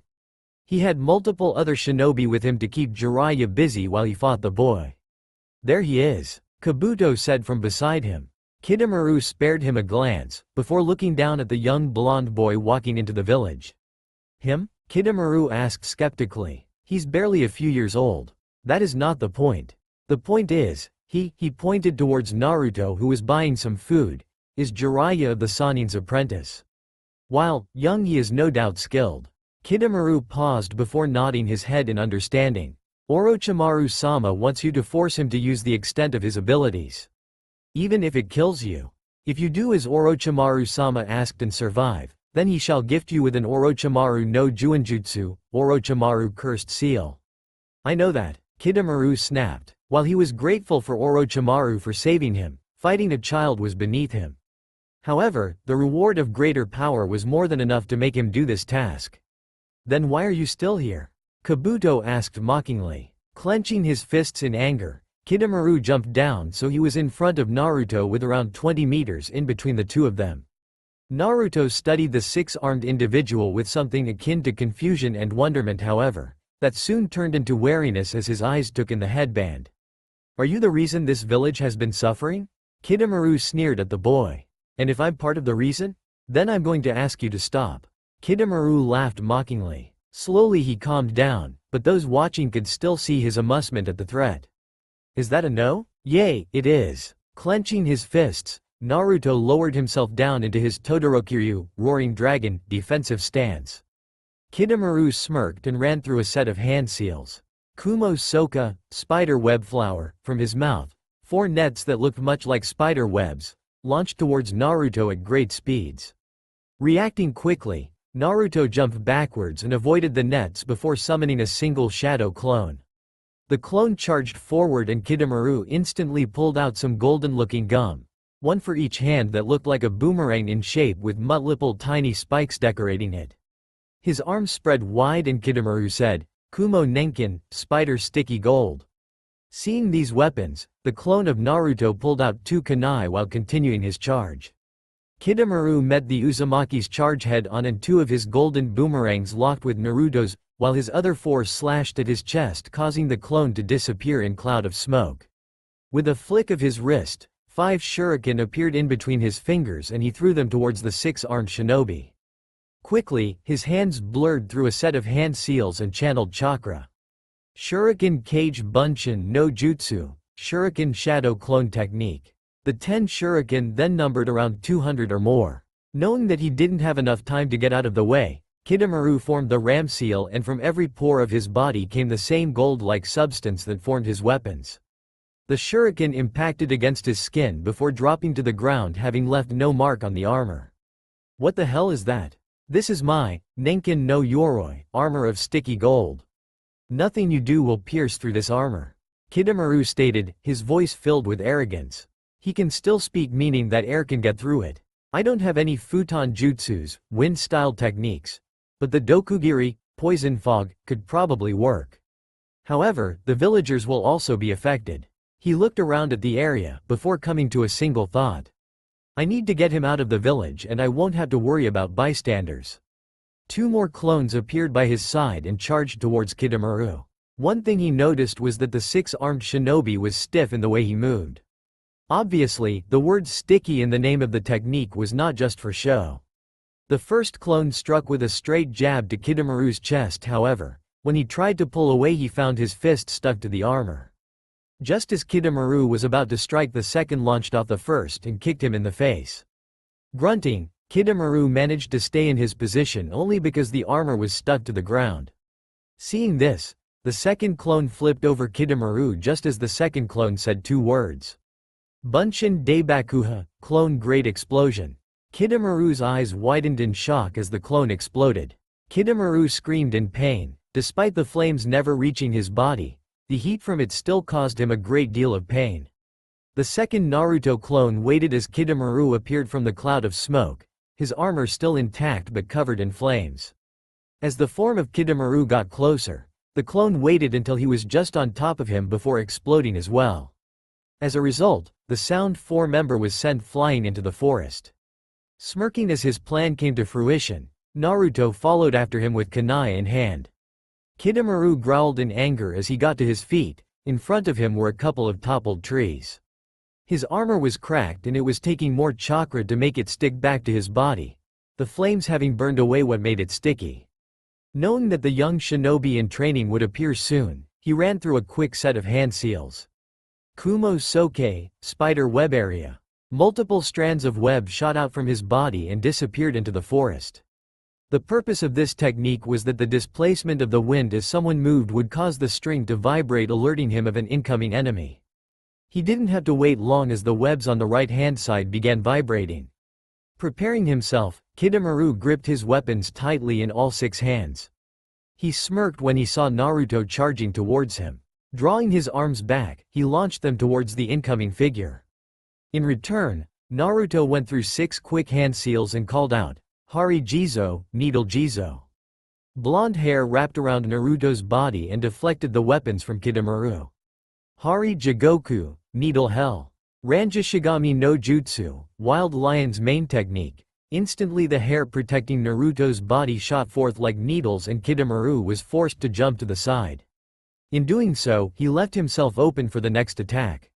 This time, he had no time to create his armor, and with him bin in the air, he was unable to maneuver around the second strike. The hair had formed into a mouth with sharp teeth. He still had one technique he could use. Kumo Sakai, spider web unrolling. From his mouth a large net wrapped around the mouth, stopping it from moving towards him. Naruto leapt from a tree straight towards Kidomaru with his kunai in hand. Kumonendo, spider sticking spit. A tube of the webs launched towards Naruto. It stuck to his chest and Naruto threw his kunai straight at Kidomaru. Paying the kunai no heed as they were off target, he swung Naruto around into a tree. As soon as Naruto collided with it, he disappeared in a cloud of smoke. Shit, he cursed mentally, then the sound of sizzling reached his ears. Turning to the right and then the left, He saw the kunai he had judged as been nothing, had an explosive tag wrapped around the handle. Double shit. There was a loud bomb as the birds in the forest shot from their nests. Coughing, Kidomaru jumped out from the smoke and looked around for any sign of his enemy. However, his eyes instantly picked up on the sight of multiple more explosive tags. One set off and then a chain reaction set off the rest of them. For at least 2 miles, everyone saw the explosion that followed as a result. Kabuto found himself practically buzzing with excitement. This mission had turned out to be more informative than he could have ever hoped. Truly, the young Uzumaki boy was skilled. While he wasn't fast enough, strong enough or skilled enough to get in close quarters with Kidomaru, he more than made up for it with his ingenious use of his limited ninjutsu repertoire. Orochimaru-sama will be especially pleased by this turn of events. He was instantly knocked from the tree he was perched on as the explosive tags Naruto had placed around the area were set off. Acting quickly, Kabuto channeled chakra into his feet and planted himself firmly on the trunk of the tree. Orochimaru-sama will be pleased indeed. Jiraiya took a break from expanding the clearing with Doden Jutsus, Earth-style techniques. The previous 10 acres had become 50 acres. More than enough to fit Naruto's rising army of shadow clones. Brining up a flask of water to his lips, he took a quick swig of water and allowed himself to relax in the midday sun. While it was in October, in the land of fire it was still quite warm, especially in the sun. However, his rest and relaxation time was cut short by a large explosion he saw coming from the village's direction. Naruto. He shot to his feet and raced towards the direction of the village. Naruto had his hands placed into the ram seal as he stared at the cloud of smoke, waiting for something or someone to come out of it. Slowly it subsided, revealing Kidomaru panting heavily. His body was brunt and damaged with all 3 of his right arms in varying states of dismemberment. The top-bottom arm was completely gone, the middle was just a stump and the third had its hand missing. Luckily for the man, there was no blood as it seemed to have been cauterized any wound. "You piece of shit," he roared and launched himself towards Naruto. Dokugiri, poison mist. From Naruto's mouth, a large purple fog shot towards Kidomaru, who ran straight into it. Much to his shock however, Kidomaru continued on and pulled out a kunai, readying it to stab Naruto. "I can't dodge this. I'm going to die, I don't want to die here." He didn't know what happened, something inside of him seemed to respond to his desperation. From his back, chains that were silver in color shot forwards and pierced through Kidomaru's stomach. The Otogakure Shinobi gasped in pain as blood spilled out from his mouth. In shock, Naruto stopped his chakra from responding to his will and watched as the chains disappeared, dropping Kidomaru to the ground, bleeding and dying. "Naruto!" He heard Jiraiya shout, turning around, his eyes wide and hands trembling in shock over what he had done. "Are you alright?" Jiraiya said with concern evident in his voice as he kneeled down in front of him. Hesitantly, Naruto nodded his head and Jiraiya hugged him close. That's good, that's good. Come on, let's get out of here." With that, the two left, Naruto slightly lagging behind as he still tried to process what happened. Kabuto waited until he was sure that Jiraiya was far enough away before jumping down to land beside the body of Kidomaru. Looking down at the body, he was expecting to find him dead already. To his shock however, Kidomaru was still alive. Well, Kidomaru-kun. It seems you will be of more use to Orochimaru-sama than I had originally thought. Kabuto leaned down and placed his green glowing hands above Kidomaru's chest. Jiraiya looked down at his apprentice as they walked back towards the cabin. He had been quiet the entire journey. He himself was too busy thinking about Naruto's new abilities. He had not expected Naruto to unlock the Kongo Fusa, adamantine sealing chains, because it appeared in every 1 out of 10 female Uzumaki and 1 out of 100 male Uzumaki. The fact that Naruto had gained this made Naruto's potential skyrocket. Kushina, while weakened and near death, had managed to restrain the Kyuubi long enough for Minato to seal the Kyuubi inside Naruto. When she had been fully healed and enraged, not even Minato had dared cross her. "Naruto, it's not your fault." Jiraiya finally spoke up, breaking the silence. He knew what Naruto was going through, the horror of one's first kill. Many shinobi were unable to even continue their career choices after the first kill. Some even committed suicide to escape the face of the one they killed. "I know what it feels like, to kill someone. But that's part of what makes a shinobi. In this world there are only 2 rules that properly count in this world. Naruto looked up at him in confusion, but Jiraiya could see the pain hidden in those blue orbs. What are they, Jiraiya-sensei? He asked in a quiet voice. The first is that only the strongest survive. He waited until Naruto had nodded his head in understanding before continuing. The second is that it is kill or be killed. There was a few moments of silence, allowing Naruto to digest what he had said. Naruto, he was an enemy shinobi. If you hadn't have killed him first, he would have killed you in turn. Think of the Hokages, do you think each of them became powerful by not killing anyone? Do you? He pressed. No, exactly. Each of them became who they are by killing hundreds of thousands of men. The Yondaime himself killed over 1,000 Iwagakure ninja in a matter of minutes. What about Kakashi? He gained his moniker as Sharingan no Kakashi, copy ninja Kakashi. By only having the Sharingan, he copied his enemy's jutsu and used the same techniques to kill them. Naruto just nodded his head, not knowing what to say. One day, you will have to kill your enemies, or they will kill you and everyone you care about. Jiraiya-sensei, why did the Yondaime seal the Kyuubi away inside of me? He finally asked. Jiraiya froze in shock and looked at his apprentice. It's just that, you mentioned the Yondaime and I remembered the Kyuubi speaking of how he was sealed away inside of me by the Yondaime. I just wanted to know why he did it. That's all right, Naruto. I should have expected that you would eventually meet the Kyuubi, I just didn't think it would be so soon. Humming in thought as he tried to think of how to word what needed to be said. When a biju is sealed, it has to be inside that of a human baby. That is because their chakra coils haven't fully developed. If it was sealed inside an adult it would kill them. On that day, you were the only child born on that day and so the Yondaime used you as the vessel. Don't hate him for his choice. All Hokages have to make difficult decisions for the good of the village. Something you will have to do when you become Hokage. Remember that. Naruto simply stood there, even as Jiraiya patted him on the shoulder and walked inside the cabin. For a few moments, he simply stood there before raising his left hand. Thinking back on the feeling he had when Kidomaru was about to kill him, he imagined the chains once more. The feelings he had due to knowing why the Yondaime choose to make him a Jinchuriki. Slowly from the palm of his hand, something of similar appearance to a kunai blade appeared.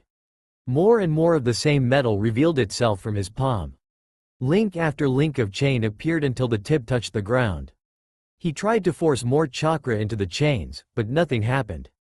It seems this was his limit. If he planned to live a long life and protect those he cared about, he would have to get stronger. Kabuto watched his master slowly rise up from his seated position at his desk.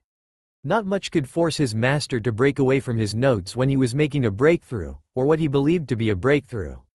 Tell me, Kabuto-kun, how did Kidomaru-kun perform on his mission?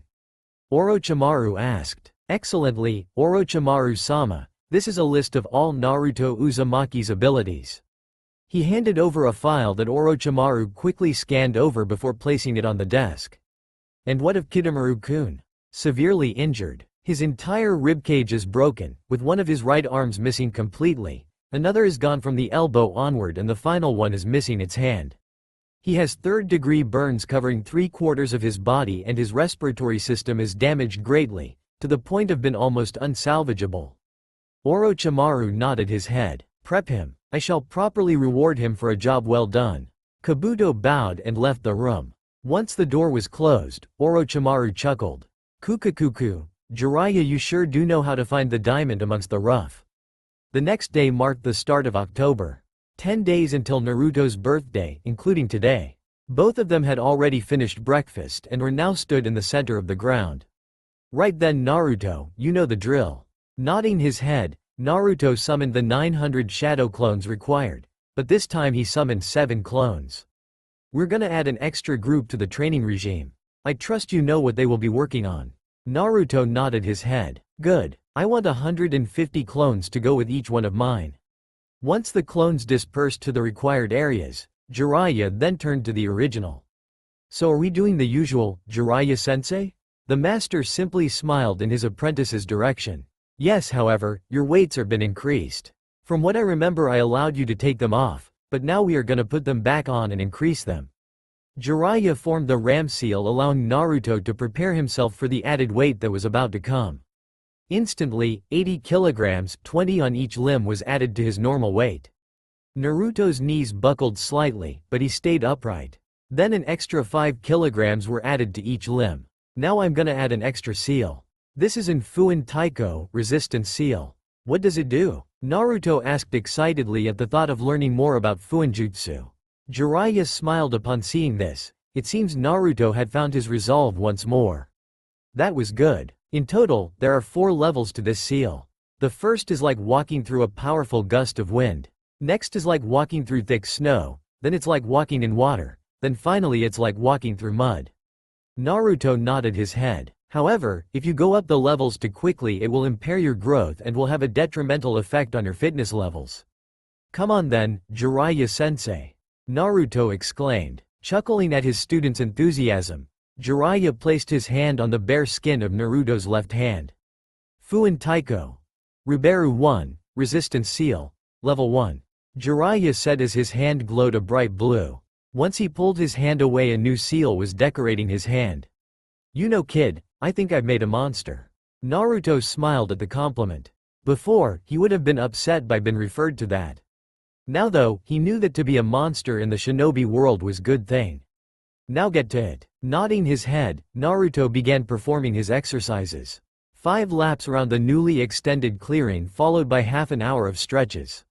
Then he would do 200 push-ups, sit-ups, squats and a few other exercises. Once he had done, Naruto found himself doing something different. Instead of fighting Jiraiya and gaining battle experience as a result, Naruto instead found himself cross-legged with his sensei across from him. Now, today we're gonna take a break from fighting and instead work on learning to bring forth the Kyuubi's chakra. Naruto opened his mouth to say something, but Jiraiya cut him off. I know, you want to get strong without its chakra.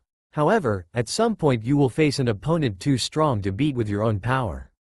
Being able to use the Kyuubi's chakra will help you fight such an opponent. Okay, but I will only use it when I have no choice. Naruto said, and if he was on his feet, Jiraiya imagined he would have stomped his foot down on the ground. The thought made him laugh. I'd be disappointed if you only used the Kyuubi's chakra after everything I've taught you. Naruto nodded his head in agreement. So, how am I meant to speak to the Kyuubi? All the Kyuubi said was that it would call me when it believed I was strong enough. Naruto paused for a few moments and then asked, shouldn't I be able to use its chakra without his help? So why do I need to speak to him? Yes, you can use its chakra without its permission, but it will be incredibly painful. With the Kyuubi's help however, you can use it without fear of it taking over and without the pain. Plus kid, it's your mind. That was all Jiraiya said to get his point across. Naruto blushed and scratched the back of his head in embarrassment and Jiraiya found himself remembering Minato been much the same. Just meditate, calm yourself and will yourself into your mind I guess. Wow, that was so helpful. Naruto deadpanned only to receive a mock glare from Jiraiya in return. Shut up you little brat. Get on with it. Calming his breathing, he closed his eyes. Naruto looked around the similar-looking sewer and knew that he was in correct area. Following the path like he did before, he found himself standing outside the cage once more. Kyuubi, can we talk? There was a few moments of silence. Kyuubi. Again there was silence. He called out to the Kyuubi a few more minutes before growing impatient. Oi, furball. He shouted and received a roar of outrage in response. What did you call me ninjin? The Kyuubi roared. I called you a few times before that, but you didn't answer. Naruto replied, unperturbed by the Kyuubi's rage. Huffing, the fox lowered its head into its arms. What do you want ninjin? I want to ask you a few things. The Kyuubi huffed once more and Naruto took that as a sign to continue. Are you the reason my control over water and lightning have increased? Yes, you proved yourself against the 6-armed ninjin. The Kyuubi explained. I was wondering if you would assist me in using your chakra. Assist you? The Kyuubi's head rose up and he peered into Naruto's eyes. Yay, Jiraiya-sensei told me that it would be easier to use your chakra with you giving me permission to use it. And why should I help you? It'd be much easier for me to take control of your body if I didn't. Naruto smirked confidently. My sensei placed a seal on me that will suppress your influence and power in case that happened. The fox growled in anger at this snippet of information. Look, I don't like this as much as you. I don't want to use your power. I want to rely on my own power, not yours. Here the Kyuubi stared at him curiously. Normally humans would take his power without caring for what he thought. But, I know that eventually I will face someone too strong to beat on my own, and then I'll need your help to beat them. So, is there any way that we can come to an agreement? That doesn't involve me killing myself so that you can escape sooner. He added on at the end. Free me from the seal before you die. Done. Tear off a bit of the seal so that I can see, smell and hear whatever you do. It'll also upon a connection for us to converse. I refuse to be stuck inside a third host with no one to speak to, even if it has to be a ninja like you. Naruto nodded his head. I want your permission to change the area behind this cage into whatever I want. Why do you need my permission? Can't I do just that? No. The fox shook its head. 2 years ago you could have, however, now you can't. Why? Growling at the consistent questions, the Kyuubi narrowed his eyes. The area behind this cage is owned by both of us. It's in your mind which makes it yours, but it recognizes my presence and power. Therefore whatever happens behind this cage needs the permission from both of us. Okay, sure, do whatever you want. Anything else? Yes, I want you to kill a certain man. Who? Naruto pressed for information. You don't need to know his name just yet, but you need to get stronger. Much stronger than you are now. This man was seen as a god amongst men due to his power. When you find him, I shall tell you and assist you. Silence reigned for a few moments where Naruto mulled over the final offer. He finally nodded his head in agreement. You got yourself a deal, Kyuubi. Kurama. Seeing the confusion present on Naruto's face, he elaborated. Kyuubi is a title. If we're gonna work together you will refer to me by my name, which is Kurama. Only you're allowed to use my name, no one else. Naruto smiled before slowly disappearing. Interesting ninja. So, how'd it go? Jiraiya asked once Naruto got to his feet. Kyuubis agreed to help me. Judging by the look he received from Jiraiya, the little slip-up had been heard and taken into account. But a quick shake of his head stopped the elderly man from saying anything. Right then, let's get to work on drawing out the Kyuubi's chakra. We'll only do this for about 2 hours and then we'll go back to fighting. Kidomaru only felt pain, like flames setting alight his nerve endings. Besides the pain, was that he couldn't move. His arms and legs didn't respond to what his brain was telling them to do. Then everything came back to him. His defeat at the hands of Naruto, the pain of having nearly been burnt alive. Naruto Uzumaki, next time we meet I will kill you. He vowed. In the next room, Kabuto chuckled in amusement as he watched Kidomaru lay on the table. He already knew what was going through his mind. That's it Kidomaru-kun, give in to your hate. It will only bring you closer to Orochimaru-sama. Kabuto thought, while looking at the file in his hand. You have outdone yourself, Orochimaru-sama. Oh yes, he had no doubt with the modifications that Orochimaru had made to Kidomaru, that if Naruto and he were to fight again, it would have a very different end result. October 10th, the day the Kyuubi attacked Konoha, the day Naruto was born. Jiraiya and Naruto were currently walking to Takumi village, located in Land of Rivers.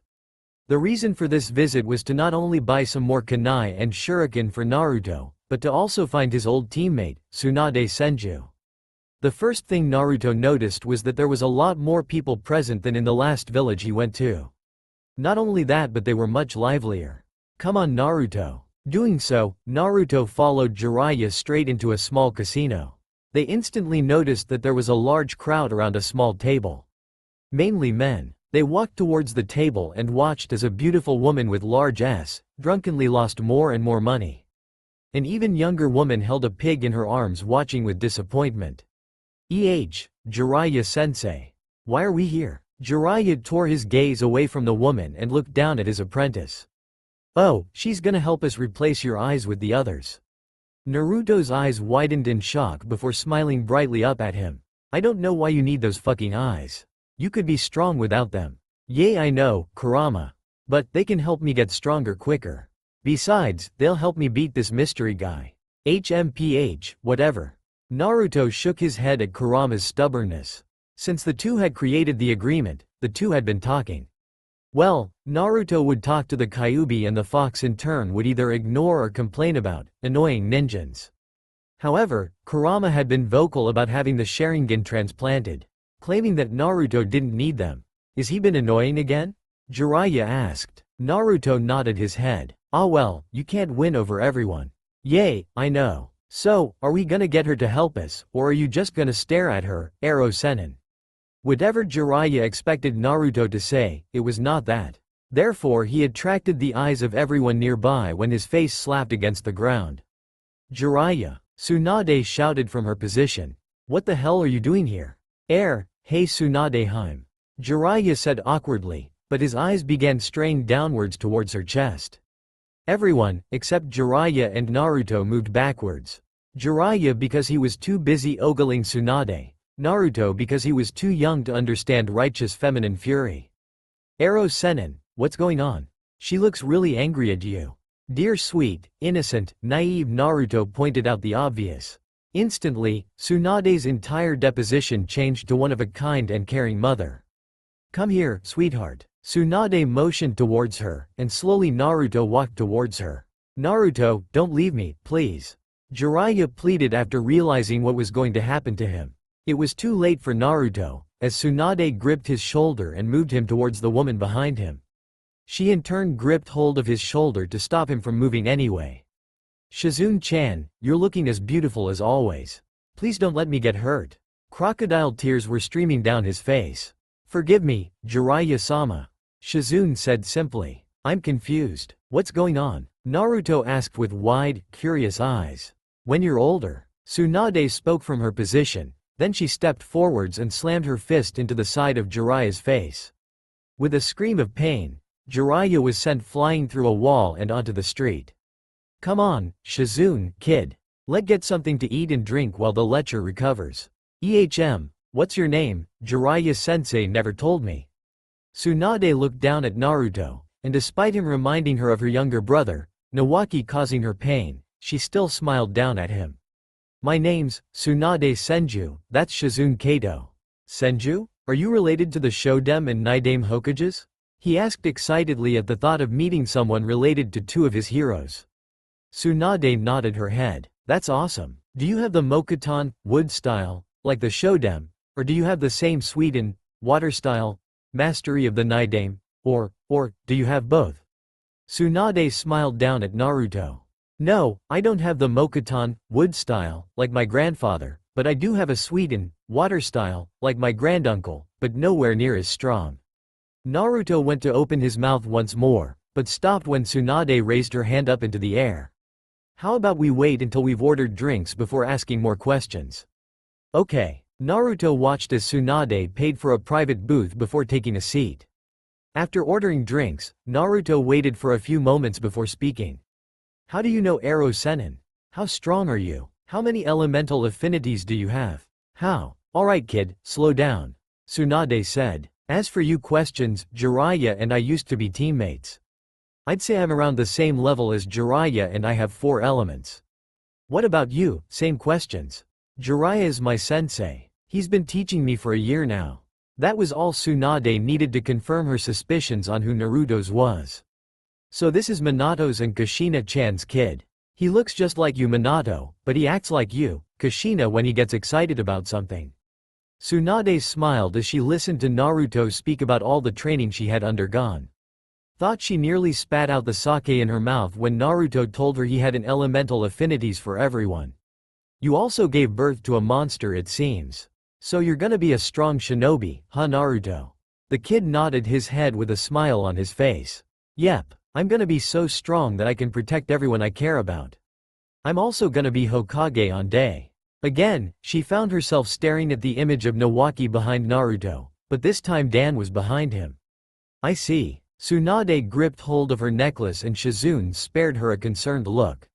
So you're back, Arrow Sennin, she said mockingly. Jiraiya looked positively depressed when she called him that. Naruto moved other on his side of the table to allow him some room to move. Seriously, Naruto. Now, she's never going to stop calling me that. Damn right I'm not. Tsunade agreed. So why are you here Jiraiya? We need your help. He corrected when he looked at Naruto. You see, we have a pair of special ocular tools that we need help in been placed in a certain place. Tsunade knew exactly what he meant. You can't be fucking serious. Jiraiya nodded his head. How the hell did you even get one of those arrogant pricks to give you their eyes? He's dead, Naruto said quietly. About a year ago, an unknown shinobi infiltrated the village and killed Uchiha Shisui. His last wish was for his eyes to be given to Naruto here. There was a few moments of silence where the four of them sat in silence. So, what did you say? Will you help? Fine. Meet me at this address tonight. With that, Tsunade got up and left. Shizune bowed to Jiraiya and then followed after Tsunade. You ready, kid? Naruto only nodded his head, unable to trust his voice. Two figures walked through the land of forests. One looked to be in his late 40s with long spiky white hair pulled back into a ponytail. He wore a green, short shirt kimono and matching pants under which he wore a mesh armor that was revealed at his wrists and ankles. He wore handguards, a black belt, traditional Japanese sandals and a red haori with 2 yellow circles on it. The next figure looked to be 10 years old. He had shaggy blonde, shoulder-length hair and blood-red eyes with a reptilian pupil. He wore a single black hoodie that was slightly unzipped, revealing his mesh shirt armor underneath. Covering his legs were simple Anbu-style black pants tucked into black shinobi sandals.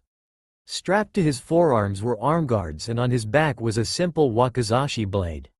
It was dark out, the sun having long gone down. Naruto, what are your eyes picking out? The taller figure asked. Nothing yet, Arrow Sennin. Jiraiya nodded his head. The eyes Jiraiya was on about were a gift from the Kyuubi to Naruto. They weren't really a gift, but more of a way to stop him from relying on the Sharingan as much. In terms of abilities, they allowed him to see things from 10 miles away and allowed him to see in the dark. They should be around here somewhere. The village isn't too far away. What exactly is the mission again? You never told me. Jiraiya looked down at Naruto in confusion. Didn't I? I could have sworn I did. Naruto shook his head in answer. Shrugging his shoulders, Jiraiya explained the mission. Well, pretty much there's a group of missing ninja that call themselves the Shinobazu. There are 4 members, here are their profiles. Naruto took the file and read through the contents. The leader of the group was Shira. He was a man with long brown hair, small eyes and red markings on his face. His main weapon of choice was an umbrella that could do multiple things such as shoot senbon, flames, and metal wires and had a hidden sword inside of it. Then there was Gantetsu, a man of great stature with black hair held back in a ponytail and a black goatee. The only thing of note of him was his great strength. The next member was a very feminine man called Manju with light blue hair held back in a ponytail and black-colored eyes. His outfit consisted of shorts and a purple tank top. The man's main and only showcased techniques was his wire techniques. The final member was a man called Toki with short cropped brown hair and black eyes. His outfit consisted of a white headband wrapped around his head, green armless robes and a drilling device located on his left arm. Overall, the group was nothing special. Sarutobi Sensei gave us the mission to eliminate them. But to capture the leader, he believes that there is something more at work.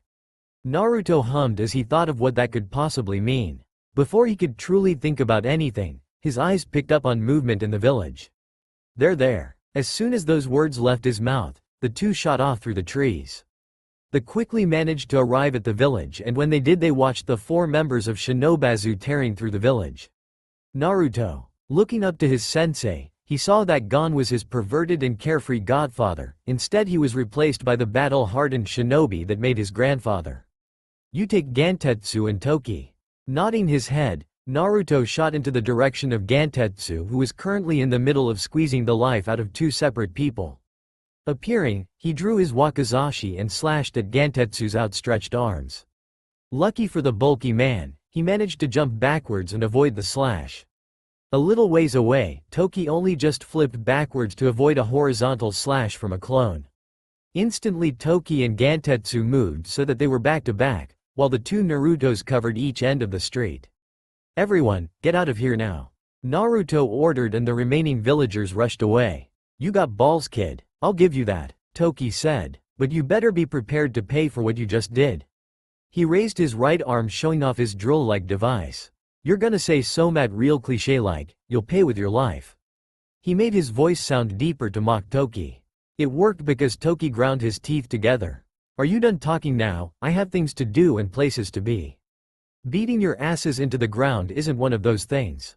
Alright brat, you asked for it. Raising his right arm into the air, he channeled chakra into it and watched it spin around madly. Seeing this, Naruto charged forwards and Gantetsu met his charge. The large bulky man swung his fist round to strike Naruto, but he simply moved his body to the side and simultaneously slapped it to further knock it off target. Gantetsu once again went to hit him, however, Naruto repeated the same maneuver. Gantetsu move, Toki shouted, and the bulky man jumped to the side. Naruto quickly ran through a set of hand seals just as Toki exclaimed, Tsuchi Kurenai, Crimson Earth. The drill part of the device shot forwards towards Naruto's direction. Futon. Daitopa, wind style, great breakthrough. Releasing a large gust of wind, it slammed into the drill and forced it back in the direction it came. Not allowing this advantage to go, he charged forwards. However, Gantetsu appeared in his path. Not slowing down, Naruto used the bulky man's knee as a springboard to slam his knee into his chin. Using the momentum, the Uzumaki flipped over him and continued onto Toki. Kaden. Heizekisho. Fire style. Ash pile burning. From his mouth, gunpowder covered the area around Toki. With a quick spark made from flint placed in his teeth beforehand ignited the gunpowder. With a scream of pain, Toki jumped out of the flames, trying desperately to take the drill lie device from his right hand. The heat from the flames having been conducted by the metal. Turning around, Naruto quickly raised both arms in a cross fashion to absorb most of the impact from the kick he received from Gantetsu. Even so, the power behind the kick lifted him off his feet and shot backwards. However, from his back multiple chains shot forward and wrapped around Gantetsu. Using this, he slowed himself down enough for him to safely land on the roof of the nearby building. The chains then receded back towards him and pointed towards Gantetsu once more. Kongo Fusa. Piasu no Maruchi, adamantine ceiling chains, multi-piercing. More chains sprouted from his back until around 50 silver chains with pointed tips were all pointing straight at Gantetsu. Then they all shot forwards at great speeds and the bulky man had no way to avoid them. Toki, who had managed to recover, looked over towards Gantetsu to see him been pierced over and over again until there was a single large hole through his chest. Gritting his teeth, he turned towards Naruto, but he knew that fighting him would be hopeless and so he ran. Seeing this, Naruto quickly used a Shunshin no Jutsu, body flicker technique, to appear in front of him with his wakizashi in hand. The end pointing straight towards Toki's heart. Due to the speed in which he had been running, the Shinobazu member had no way to slow down and so found himself pierced through the heart by Naruto's blade. Gasping in shock as blood spilled out from his mouth, Toki dropped to his knees, only held up by the blade in his heart. So when Naruto pulled his blade from its fleshy confines, Toki dropped to the ground face first. I tell you what, kid, it's creepy to see how strong you've gotten. Naruto nodded his head in agreement. Despite killing multiple other enemy shinobi in his 4 years since his first kill, Naruto still had to spend time to get used to what he had just done. After a few moments, Naruto finally returned to normal. Yay, I still haven't found anyone that give me a good challenge. Jiraiya faked been hurt by clutching his heart. Stop been an idiot, Arrow Sennin. I want someone around my level of strength so that I can fully find out my limits. Fighting you right now is getting quite tedious. You know everything about me and I've figured quite a few things about your fighting style. No one has been able to match me blow for blow without holding back loads. I want a fight where I know both sides are going all out. Jiraiya nodded his head, he too knew the feeling well once. How'd it go other on your end? Come on Naruto, have some faith in me. Jiraiya said, I would if you weren't a hopeless pervert. Naruto began walking only to find that he was alone. Turning around he saw Jiraiya curled up in a ball with a rain cloud above his head, all the while mumbling, I'm not a pervert. I'm a super pervert. Why does no one get that? Sweat dropping, Naruto shook his head and continued walking, paying no mind to his godfather. Jiraiya meanwhile had recovered and was walking a ways behind Naruto. The boy had changed a lot over the past 4 years. In terms of strength he would place him around Chunin level with an intellectual mind that allowed him to excel. Already the boy had impressive mission record. 100% completion rate, which is impressive considering he had done 30 C-rank missions, 10 B ranks and a single A rank. Jiraiya had also introduced Naruto to his extensive spy network and had also begun helping him run it all. There was one problem though. Naruto was reaching his limit. Every shinobi had limitless potential at their fingertips. However, too much power at a young age would destroy the body. Therefore, the body would personally limit itself as a result. Only when a child reached their maturity would the walls that kept their potential locked away would crumble. However, for this wall to crumble fully you must reach your limit before your maturity, otherwise it will only partial breakaway. It was one of the reasons why there were so little jonin. For a shinobi though, to have your potential be limited was dangerous. It was for that reason that the age of maturity for a shinobi was much lower than that of a civilian. A first-generation shinobi would have maturity at the age of 15. Those shinobi descended from shinobi, whether they be clans or not, would have a maturity at the age of 11. It was the reason why that was the graduation age of the academy. Naruto had been training non-stop, constantly getting stronger and stronger for the first 4 years of his training. Then when he gained the Sharingan, the training increased even more. Using the Sharingan's ability to copy ninjutsu and taijutsu, Naruto could instead focus on mastering that instead of learning. Last year they traveled to the Land of Iron so that Naruto could begin learning Kenjutsu, and just like with Fuinjutsu, he took to it like a fish out of water. It was only in the past year that they had begun taking missions so that Naruto could gain real-world experience. The only area he hadn't improved was his control over Kurama's chakra. Even with Kurama working alongside him, it was still incredibly potent and poisonous for his chakra coils.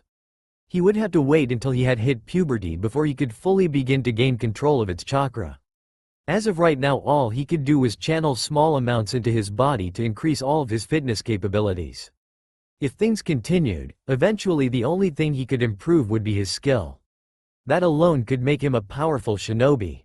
That was until Naruto reached puberty, and then nothing would stop him from becoming one of, if not the greatest shinobi.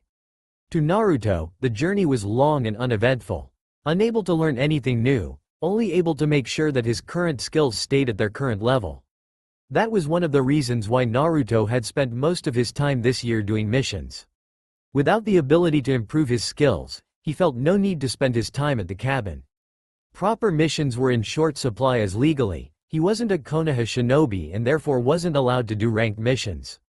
That's why, Naruto was registered as a mercenary under the employee of Konohagakure. In that time, Naruto had been all over the elemental nations completing missions and killing traitors of Konohagakure. However, due to the work of Jiraiya, his spy network, and the Sandaime, his exploits had been kept quiet from the rest of the elemental nations. The two of them were currently entering the Land of Lightning.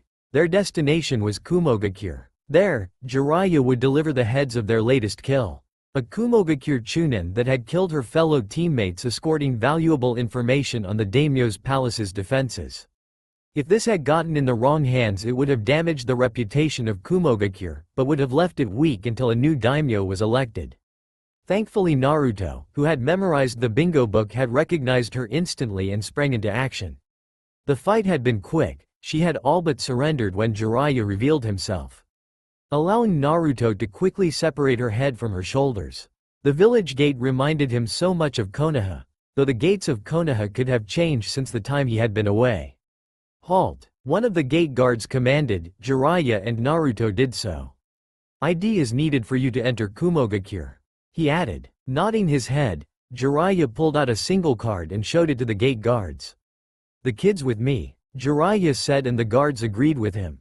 You will need to speak with the Raikage before you can conduct any business in the village, but I'm sure you already know that. The second guard added. Alright then Naruto, let's give this to the Raikage and then we can get out of here.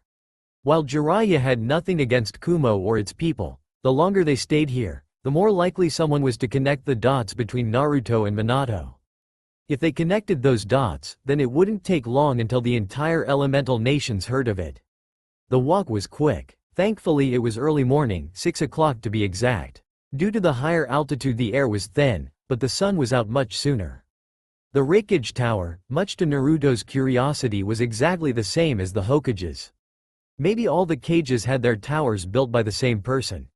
His belief in this was further cemented when he saw the design of the office itself. Exactly the same, except with different colors as the Hokage's. Another difference was the man sat behind the desk.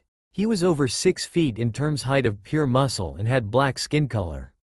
His outfit consisted of a white haori, large golden vambraces on both wrists. He also wore a golden belt, torn shinobi pants, and Kumo shinobi-styled shin guards and sandals. Jiraiya Dono. It is good to see you again. The Raikage inclined his head as a sign of acknowledgement. Jiraiya returned the nod with one of his own. And it's good to see you as well, Dono. The Gama Sennin, Toad Sage, took note of his eyes flickering towards Naruto and widening ever so slightly in shock. This is my apprentice, Naruto Uzumaki. Uzumaki? Jiraiya had to stop himself from wincing at mentioning Naruto's last name. He should have remembered that while it was against attacking Uzugakure, he was also a rival of both Minato Namikaze and Kushina Uzumaki. Both had been the only shinobi to ever defeat him. Minato in a match of speed, and Kushina in a match of durability. Of course he would recognize Naruto's last name. Tell me boy, who are your parents? I do not know, Raikage-sama. Naruto informed and the Raikage nodded his head, but the brown-skinned Kage gave Jiraiya a glance. That is fine. Now, why did you come here? Jiraiya had to suppress a smile. Unlike the other Kages who spoke in riddles, the Raikage didn't beat around the bush. He wanted answers that were simple and straight to the point. We came to deliver this. He pulled out a scroll and placed it on the desk. As soon as it happened, killing intent was directed towards him and Naruto. Behind the two, a small group of Anbu shinobi appeared and pointed their blades at Jiraiya and Naruto's vital organ. How did you come by this? The Raikage stood up abruptly, his right hand slamming into the desk, cracking it, but not destroying it completely. We had assumed you knew. One of your Chunin killed her teammates and was planning to give this to Iwagakure from what we remembered. Jiraiya informed, and while not fully believing Jiraiya and Naruto were still guilty. She's in your bingo book to prove it. Naruto added on. Studied them both before pulling out a book from his drawer. He flicked through it for a few minutes before grunting. I did not know of this, or the mission that authorized such a low-level protection. He placed the book on the table. You have my thanks for returning this information. Meh, it's fine. Jiraiya waved him off. Naruto, why don't you look around the village for a while? Naruto slowly nodded his head and left the room, leaving the two adults in the room. So that's Minato and Kushina's kid? What? Don't act so surprised. He looks exactly like Minato, and the only Uzumaki I know close enough to Minato is Kushina. There was a pregnant pause as Jiraiya seemed to tense. Don't worry, his secret is safe with me. I never hated the two, I respected them. I want to see if their kid will be just as good as them. Can't do that if he was killed by Iwagakure shinobi. Jiraiya once again nodded his head and allowed his form to relax. I'm also guessing he is the Jinchuriki of the Kyuubi no Yoko. Again, Jiraiya tensed, but this time his eyes hardened, reminding everyone in the room that Jiraiya was a cage-level shinobi that had survived through 2 wars. Am I wrong? I questioned. You are. There was more silence as the two stared at one another. What do you plan to do with that information? Nothing. Come again. I chuckled in amusement at seeing the shock on Jiraiya's face. Nothing. I will do nothing, though I would like to see how he stacks against a Jinchuriki of my own choosing. He wouldn't stand a chance against your brother.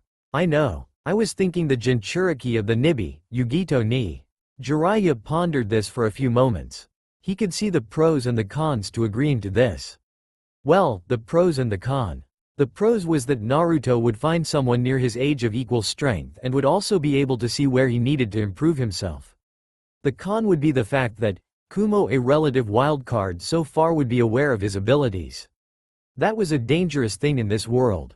Jiraiya stood there for a few moments, slowly contemplating the offer before nodding his head in agreement. It would be good for Naruto to not only meet another Jinchuriki, but know how to fight one. The theoretical side only worked for so long. Well then, find your apprentice and I shall organize for the stadium to be prepped for the battle. Will do. Then Jiraiya performed a quick Shunshin no Jutsu, body flicker technique. Leaving the Raikage alone in his office, slowly a smirk came across his features as he stared at where Jiraiya once stood. Naruto Uzumaki, let's see if you have the potential to surpass your parents. After leaving the Hokage Tower, Jiraiya didn't have a clue on where Naruto could possibly be. He looked around the civilian district of the village, then he searched the military district, before going to even the red light district. It was only when he felt a brief flare of chakra that he instantly recognized as his apprentices. Sighing as trouble found his godson once more, Jiraiya shot off in the direction that the chakra flare came from. What he found was something he expected. His student fighting against Kumo Shinobi. Giving another sigh, Jiraiya jumped down into the area and instantly took note of Naruto and his attackers wherein. As soon as they saw him they stopped and looked towards him in shock. Naruto was stood, his blade in the air as he held back a single brown-skinned young girl with red hair, who was trying her hardest to cut Naruto in half vertically. In his other hand he held a kunai, which was stopping the sword of a brown-skinned boy with white hair. A little ways away, another Kumo shinobi with blonde hair, cut short with S already beginning to develop, had just cut through one of his apprentice's clones. "Sup Arrow Sennin, took your time didn't you?" Naruto commented jokingly while jumping back and landed beside his godfather. "What happened here?" the elderly man asked in amusement. Naruto himself snorted at the thought of how things came to be the way they were. Flashback. Exiting the Hokage building, Naruto allowed his mind to wander as his body took him on a quick stroll. His mind was alight with new ways to become stronger. It was the only thing he seemed to think of. It was the only thing he wanted to do, grow stronger and stronger so that no one could rip those precious to him, away from him. "Oi, civilians aren't allowed over here. So get lost," a feminine voice exclaimed angrily. Snapping back to reality, Naruto took in his surroundings to see that he was in a clearing. A training ground no doubt. His eyes then trailed towards the origination of the voice and there he saw a young girl around his age. She was brown-skinned with short, spiked red hair with a bandana holding it back. On her back was a small wakizashi. Look at her facial features, he could see that she was angry for some reason. Instantly his mind deduced that she was hot-headed much like he used to be. "Hey, I'm talking to you. Come on Karui, he's probably lost." A brown-skinned boy with white hair and something in his mouth tried to reason. "Let him go." "No. Civilians aren't allowed here, that's the law. Always has been, always will be." Karui continued heatedly. "Is that how you treat your civilians in Kumo?" Naruto asked with a raised brow. Behind the two he finally took notice of another girl. She didn't have the brown skin of the other two and had short-cut blonde hair. He also took note of her developing S and the cold gaze she regarded him with. "What did you say?" Karui stalked forwards, gripping the handle of her sword tightly until she came to a stop in front of him. "You heard me." Naruto smirked at her, loving the reaction he got out of her. "It's funny really, you preach about being Konoha's equal and yet, Konoha treat their civilians much better than you treat yours. Looks like Konoha will always be better than you." Karui snarled angrily. "That's it you piece of shit." She drew her sword and went to strike at the Uzumaki only to find that she couldn't move her hand any further. The sharpened edge of her sword stopping just inches away from his head. "What the hell? Did you really think that someone as weak as you would be able to hurt me?" He regarded with cold indifference, but also arrogance to damage her pride. It was a simple mind game, drive her mad with anger so that she is more likely to make mistakes. "Oh God, what do I do?" Omoi thought in panic. "Karui's gone and fought this guy we know nothing about. What if he's a Kage's apprentice and takes you captive or worse, kills us? What if this guy's the son of a daimyo?" There was a few more imaginative, what-if, scenarios that went through his mind. Then his eyes flickered towards the other person. Samui's not doing anything, but Karui. His eyes then flickered towards the redhead to see her thrown away like a rag doll. The redhead landed on her back with a grunt before getting to her feet. With a roar she charged forwards and went to strike him once more, but Naruto shifted to one side. Due to this unexpected action, Karui stumbled forwards. "What are you two doing? Help me bring this fucker to Raikage-sama, he could be a spy." Karui roared before sprinting towards him. Seeing this, Naruto summoned his blade from the seal in his wrist and held it by his side. The brown-skinned kunoichi faltered before continuing her movement. His eyes instantly picked up movement from behind him and saw the boy running at him. His sword also gripped tightly in both hands. Summoning a clone to stop the boy, he turned to face Karui and raised his sword, blocking her downward slash. However, he quickly had to react and pull a kunai from his pouch, using it to hold a second sword at bay. Looking towards the holder of the sword, he saw it belonged to the boy. Due to the lack of memories meant that his clone hadn't been dispelled, but it was currently been preoccupied. He assumed it was due to the second kunoichi. Flashback end. I leave you alone for 10 minutes and you already get into a fight. Jiraiya sighed and shook his head, causing Naruto to give a sheepish laugh. Anyway, we gotta go back to the village and wait for a bit. What for? Naruto questioned curiously. All the while the three young shinobi watched on curiously. Ace ordered a match between you and a shinobi of his choosing. Nodding his head, Naruto used the Shunshin no Jutsu, body flicker technique, to exit the clearing. Jiraiya meanwhile looked towards the three shocked young shinobi.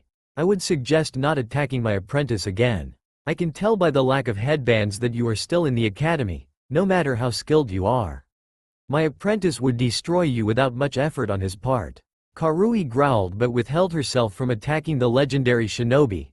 Samui gave nothing away and Omoi bowed his head in apology. Seeing this, Jiraiya nodded his head and disappeared the same way Naruto did.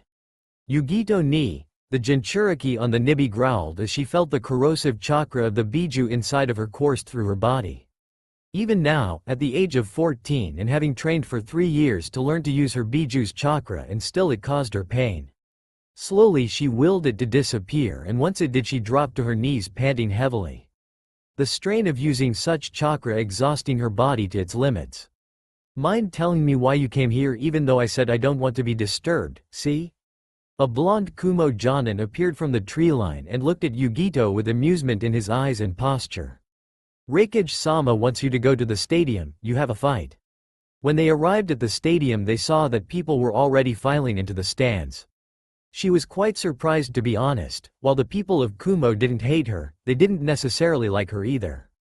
Only B, the Jinchuriki of the Hachibi, was loved by the populace. So she didn't know why so many people were coming to watch the fight. Probably to see her opponent, or at least see a Kumo shinobi defeat another shinobi. It could be either or both. Yugito didn't know. Yugito. Turning around, the Nibi Jinchuriki turned to see the Raikage and surrogate father stood giving her a small smile. Raikage-sama. She bowed, and when she rose she had a smile on her face. One mirrored by A, who in turn indicated with his head for C to disappear. The Kumo Jonin did so, and as soon as he was gone, Yugito embraced him. Chuckling, the Raikage held her at arm's length and regarded her for a few moments before frowning. Nibi's chakra is still causing you pain? Hi, I'm training as much as I can, but every time I use it, the pain only gets worse. Instead of seeing disappointment on her surrogate father's face, she saw pride. In her. It seems you're ready for the next stage of your Biju training. That made her smile return full force. After this, I will recall my brother from his mission and have him take you to Genbu. Who exactly am I fighting? The Nibi Jinchuriki questioned, gaining a smirk from the Raikage. Naruto Uzumaki, apprentice of Jiraiya of the Sannin. The mention of the legendary shinobi shocked her. The man's last apprentice had become the most infamous living shinobi, capable of wiping out an entire army of Iwa shinobi in a matter of moments. She couldn't imagine what another apprentice would be careful of. Remember your training. Taking a deep breath, Yugito prepared herself for the oncoming battle. Good luck. Nodding her head, Yugito entered through the front entrance and made her way towards the center of the stadium. Meanwhile, the Raikage watched her leave, his mind thinking on what this would do for her. This will be good for you, Yugito. It will remind you not to forget your shinobi training. He had only been laid on the ground for around 5 minutes when the stadium started filling up. It took another couple of minutes until his opponent arrived, and he took note of the natural grace in which he walked. Almost cat-like, Naruto said, mentally earning a snort from his companion. What do you expect? She's the Jinchuriki of the Nibi, who takes on the appearance of a flaming cat. Kurama snarked. Giving a click of tongue, Naruto stood up and turned to face his opponent. Shut up, Kurama no Baka. Who you calling Baka, Ninjin? Kurama roared, and Naruto raised his pinky to clear out his ringing ear. Don't you dare try and mute me, you mother fu. Whatever Kurama was about to say was stopped when Naruto cut off their connection. It had become a sort of routine for the two, both dissolving into an argument and then Naruto cutting the connection. Talking with the Kyuubi? Yugito asked. Naruto nodded his head and gave an exasperated sigh, gaining a small laugh. They don't know when to shut up, do they? Nope. With the Kyuubi, it's all about how great and powerful he is. About how I should feel honored to be even talking to him. You get the picture. Yugito nodded her head. Nibi's a pervert. Plain and simple. This time Naruto laughed, making her smile. Jiraiya sensei's a pervert. No, he's a self-proclaimed super pervert. They could hear a faint, damn straight, shouted from the crowd and both shook their heads. But I think yours is worse than mine. Oh yay, I have to deal with the Nibi and her perverted thoughts whenever she sees a decently attractive guy or girl. Snorting in amusement, Naruto turned to face the proctor of their match. He was brown-skinned and silvery white hair extending down to his shoulders with his left eye completely covered. It was only then that they realized that they had missed the Raikage's speech completely. This is so dull. Yugito and even Naruto's sweat dropped at the lack of enthusiasm in his voice. Are you both ready? Well then, begin I guess. As soon as those words were said, whatever friendliness was between them was put aside. Neither of the two dared move before a single coherent thought of acting was shared between them. Yugito went to charge forwards, but stopped when she saw him form 5 clones. One clone charged forwards first and Yugito met his charge. Yugito opened up with a roundhouse kick that the clone rolled underneath into a crouch with a shuriken in between each finger. A quick flick and 8 shuriken flew towards the female Jinchuriki. Smirking, Yugito pulled out 2 kunai and went to parry them when she heard the clone say 5 words that made her quickly leap out of the way. Shuriken Cage Bunshin no Jutsu, Shuriken Shadow Clone Technique. Those 8 multiplied into hundreds that Yugito only just managed to get out of the way. But every time she moved into the safety of one wave, another would come towards her. While not necessarily important, it allowed Naruto to see how agile and fast she was. I'm getting sick and tired of this. I can't go in for the original as I will be left open to his clone and I'll also be outnumbered. Yugito couldn't see any other way to get to the original without getting rid of his clones. That in turn meant using chakra and allowing the original to see her fighting style. You got no choice, kitten. He's young, around 10 or 11, which means he can't use his Biju chakra properly. The Nibi Jinchuriki leapt backwards, avoiding another wave of shuriken, her mind focused on what she had figured out. Due to his young age, Naruto was limited to less than a tael's worth of chakra. She however was capable of using all 2 taels worth of chakra in the first version form and only single tael of chakra into the second state. Exactly, kitten, now go get him. Grinning, Yugito charged towards the clone, rolling underneath another wave before appearing behind the clone. A few seconds later it disappeared in a cloud of smoke. Smirking, Naruto nodded his head in her directions and 2 more clones shot forwards. The first to reach her lashed out with a flying sidekick which Yugito stepped to the side to avoid. Before she could take it out, the second clone gripped her wrist, stopping her punch in its tracks. A sidekick to her stomach from the first clone knocked her to the ground and Yugito had to roll backwards to avoid an axe kick that would have crushed her head. Following this she leapt backwards while simultaneously throwing kunai of her own. A wakizashi summoned by the second clone knocked them all to the side, with the first continuing her charge towards her. The clone went for a straight jab that Yugito ducked underneath before driving her fist into his stomach. The clone went up in a cloud of smoke and in doing so blinded her temporarily. This left her open to the jumping roundhouse kick that collided with her face. The original Naruto meanwhile watched Yugito engage his clones. They didn't last much longer and Yugito turned to face him. He smirked when he saw her panting just a little heavier. While he wasn't one to think of plans before he went into a fight, that didn't mean he wouldn't fight before he thought of a plan. No, he created a single plan and if that didn't work, would then think of plans on the go. It had worked for him well so far. Why change it? With another nod, the remaining 2 clones charged forward, both running through a set of hand seals. Kaden. Zukaku, fire style, intelligent hard work. The 2 shouted at the same time and with it, 2 balls of flames rushed towards Yugito. The Jinchuriki in question had just finished forming her own hand seals. Nezumi Kidama, mouse hairball. Hair shot forwards from her mouth before taking the shape of a mouth engulfed in flames. Naruto at first assumed the mouse would collide with his 2 fireballs. Instead it split apart into multiple smaller mice and shot around them. Straight towards him. Reacting quickly, Naruto jumped backwards and watched as 3 exploded as they touched the ground. He had to maneuver his body as quickly as he could to dodge the remaining mouses that shot towards him. Landing on the ground, Naruto summoned 5 clones and used them as a meat shield to slow the advance of the mice. As soon as the smoke disappeared, he instantly leaned backwards to avoid a swipe of Yugito's left hand. Time seemed to slow down as he watched her nails lengthen before everything sped up again. Pain was the first thing he felt, but he allowed his instincts to take over and lashed out with a kick to her sternum. Grunting, both Jinchuriki jumped backwards to put distance between the two of them, both nursing their respective injuries. Naruto the claw marks on his face and Yugito rubbing her chest. Both shared a smirk and Naruto summoned his sword into his hand, while Yugito flexed her claws dangerously. Jiraiya grinned madly as he watched his godson smile happily. He knew from experience that the look on Naruto's face was an indication of him enjoying the way the fight was going.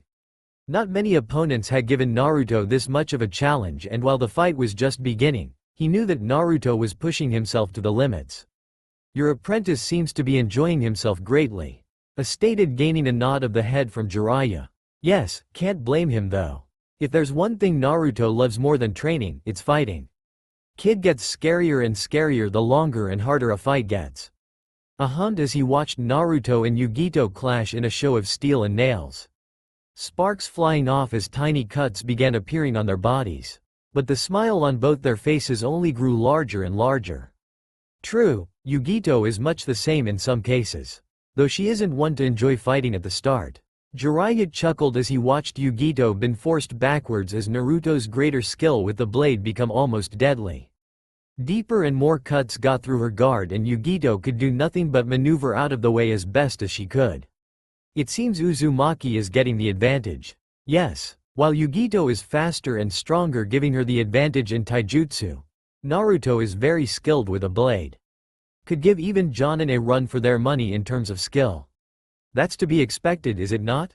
And Uzumaki's Kenjutsu style makes even Genin-level Uzumaki a Jonin Kenjutsu user a challenge. Jiraiya nodded his head amusement. "I remember when Kushina-chan first arrived to the village, still in the academy, and completely destroyed two Chunin in a straight-up Kenjutsu fight." Both men chuckled at the thought of the fierce redhead doing what Jiraiya had said. He emulates both his parents perfectly. That he does, Minato's looks and calmness. With Kushina's brash and love for close combat. Let's not forget her durability. Jiraiya added, just as they watched Naruto take multiple hits before slamming the handle of his blade into her face. "We can't forget that now, can we?" In the room next door, C clenched his fist tightly. His eyes narrowed on the form of Naruto as he watched him say something that made Yugito laugh. Laugh. No matter how much tried, C had never gotten Yugito to laugh at something he said. All she ever did was brush him off with cold indifference, and yet this outsider makes her laugh with barely any effort. He hated it. What made the boy so special that he got the Raikage to respect him, Jiraiya of the Sannin to train him, and Yugito to smile? It wasn't fair. They had been teammates, it should be him that she should smile and laugh at. Not the outsider. Darui couldn't stop himself from smiling as he watched his friend and teammate smile. Not even when they were teammates did she smile like that. His eyes unconsciously trailed towards the Jonin box where C was stood.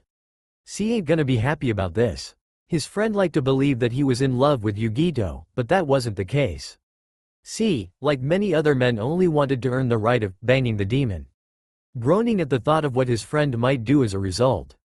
This is so dull. Though there was one good thing coming out of this. Yugito would gain a wake-up call. 3 years ago, Yugito had always focused on growing stronger on her own. However, after becoming Chunin, Yugito had become more focused on her learning to control her Biju's power. Now she was low Chunin in terms of strength without her Biju. Hopefully this would be a wake-up call that would remind her that the stronger her own abilities were, the stronger she would be when she used her Biju's power. He whistled when he saw Naruto swing his sword, sending a wave of flames towards Yugito at point-blank range. Darui had to admit that this fight had been incredibly interesting so far.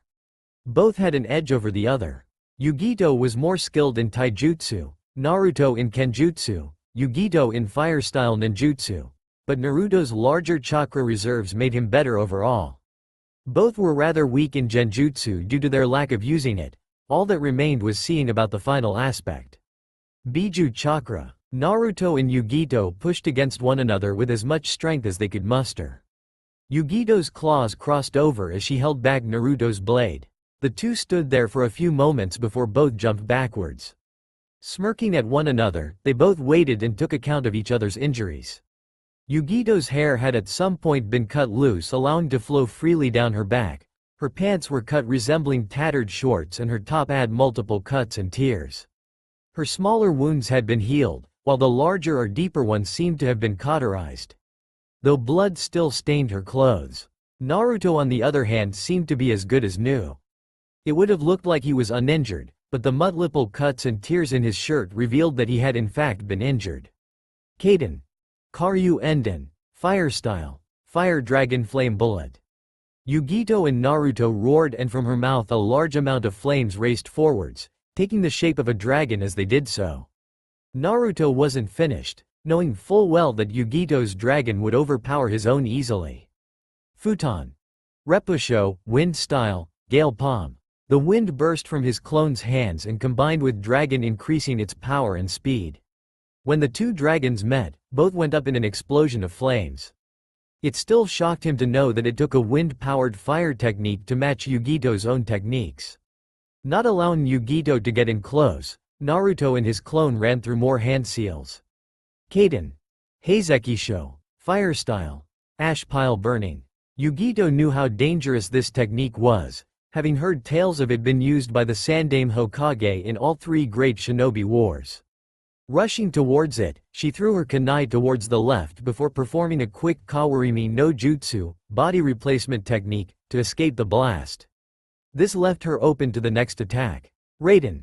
Hubby Mikazuchi, lightning style, snake thunder. From the original's left hand, a bolt of thunder taking the shape of snake shot forwards and struck Yugito. With a scream, the Nibi Jinchuriki was flung backwards before rolling to a stop. Groaning, Yugito pushed herself to her feet, her body still steaming and her hair slightly frazzled. Blowing some hair out of her eyes, she narrowed her eyes at him. "Do you have any idea how long it takes me to get my hair straight? Then you go and mess it all up." Shrugging his shoulders, Naruto allowed his body to relax and Yugito followed his lead. Then she took note of his uninjured state. "It's unfair, you know. Your healing ability, it's unfair." Yugito spoke up, gaining a chuckle from Naruto as he rolled his shoulder. A pop sounded as Naruto groaned. "We're shinobi, we don't fight fair." It was Yugito that laughed this time. "True, true." The two smiled as they felt their blood pumping in preparation. "In that case, allow me to show you what I have accomplished." She crouched and her hair began waving in the wind. Her canines lengthened into fangs as her eyes seemed to glow an even darker shade of blue. Naruto instantly took note of this and tensed in preparation, but even he was unable to react quick enough to stop the punch that slammed into the side of his face. The force behind it lifted him up off his feet and temporarily he froze in the air before being flung backwards. With a grunt he hit the ground and skidded and rolled along the ground. Gritting his teeth, Naruto embedded his blade into the ground and he slowed down. Coming to a stop, he was once again unable to do anything as Yugito kicked him in the chin. Slamming into the wall, Naruto spat out some blood and watched Yugito walk towards him slowly. Outwardly he looked to be in a great deal of pain, inwardly however, he was waiting for the correct moment. "How much longer, Kurama?" Naruto asked mentally. "Not long, your injuries are almost healed."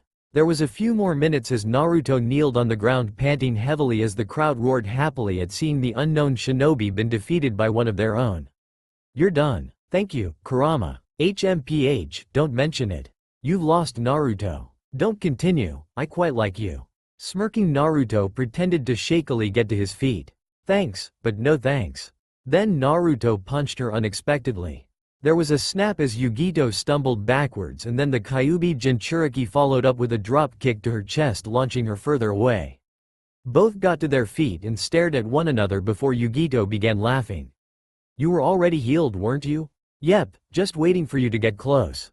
At that, Yugito's grin became downright devilish. "Ready, Matabi? Give him hell, kitten."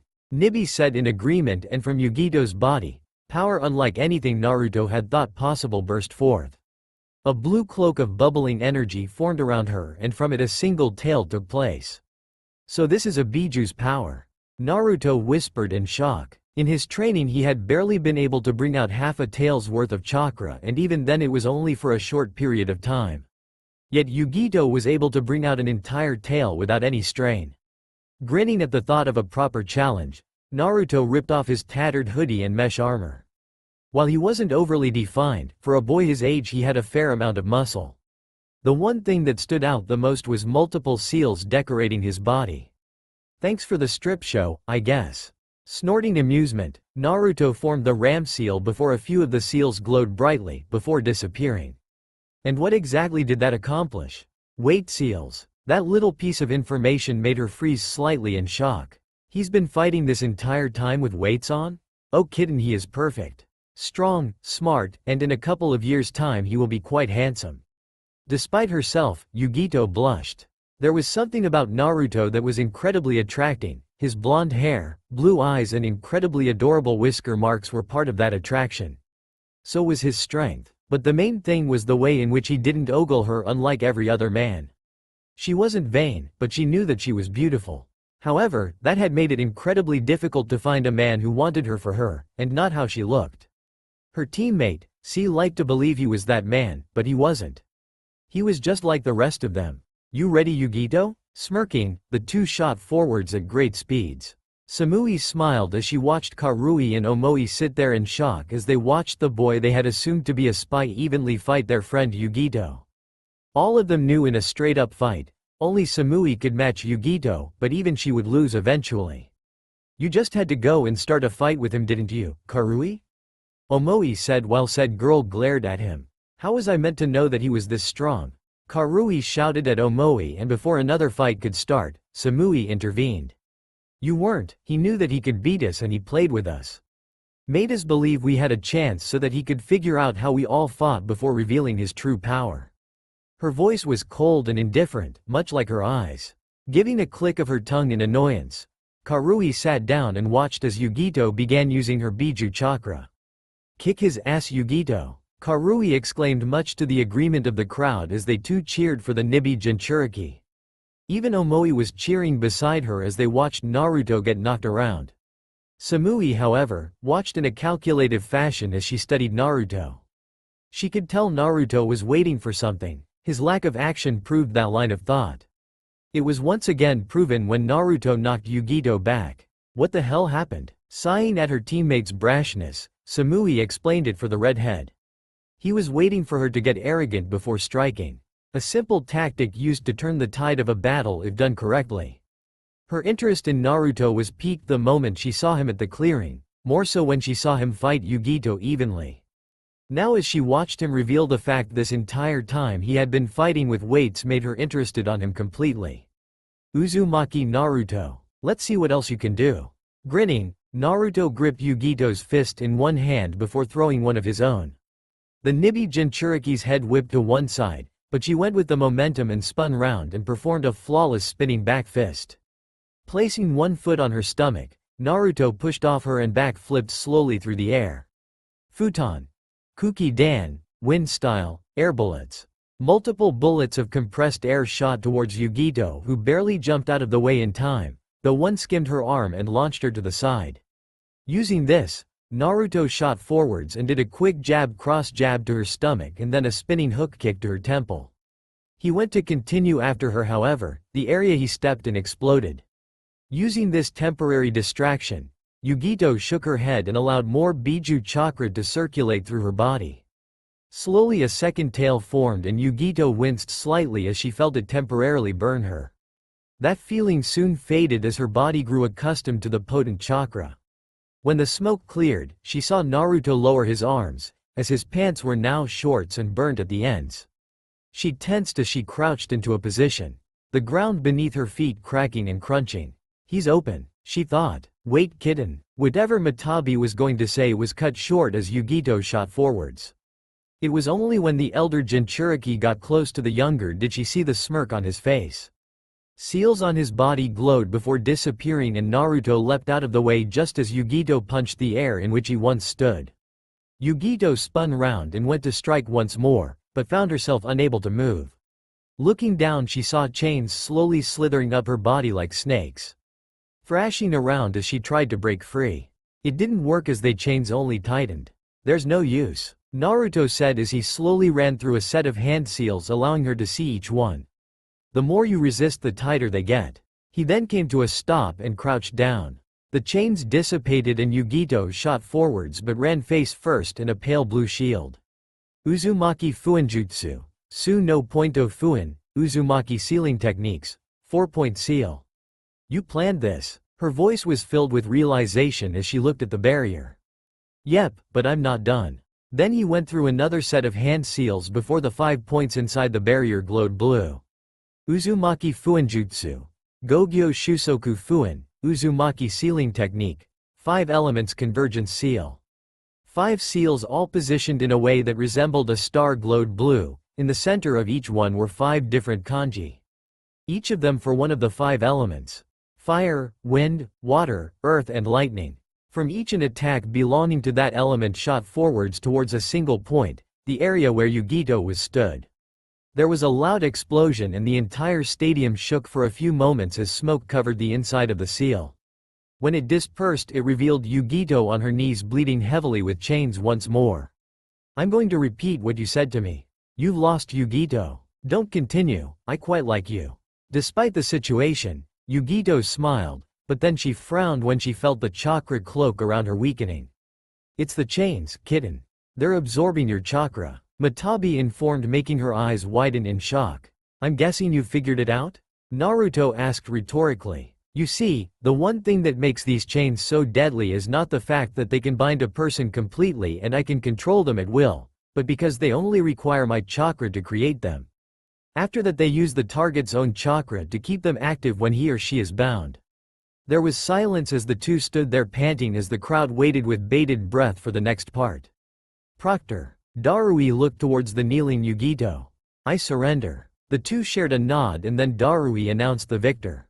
Winner, Naruto Uzumaki of Konoha. There was silence before the civilian sector of the crowd cheered loudly for a well-fought match. Even the shinobi gave a polite clap as a sign of respect for the two young shinobi. Smiling, Naruto walked towards Yugito as his chains dissipated from around her form. Yugito returned his smile and took his hand as he helped her onto her feet. When did you place the seals down? Throughout the fight. Before the fight I placed a seal on the ground that acted as a sort of camouflage for any seal placed on its surface. Then whenever I placed my hand on the ground I would draw part of the seal combination onto it. And due to the camouflage seal, I never knew. Yugito finished. Gotta admit that's good. Thanks. That's all for now. If you enjoy this video, then please like, share and do comments.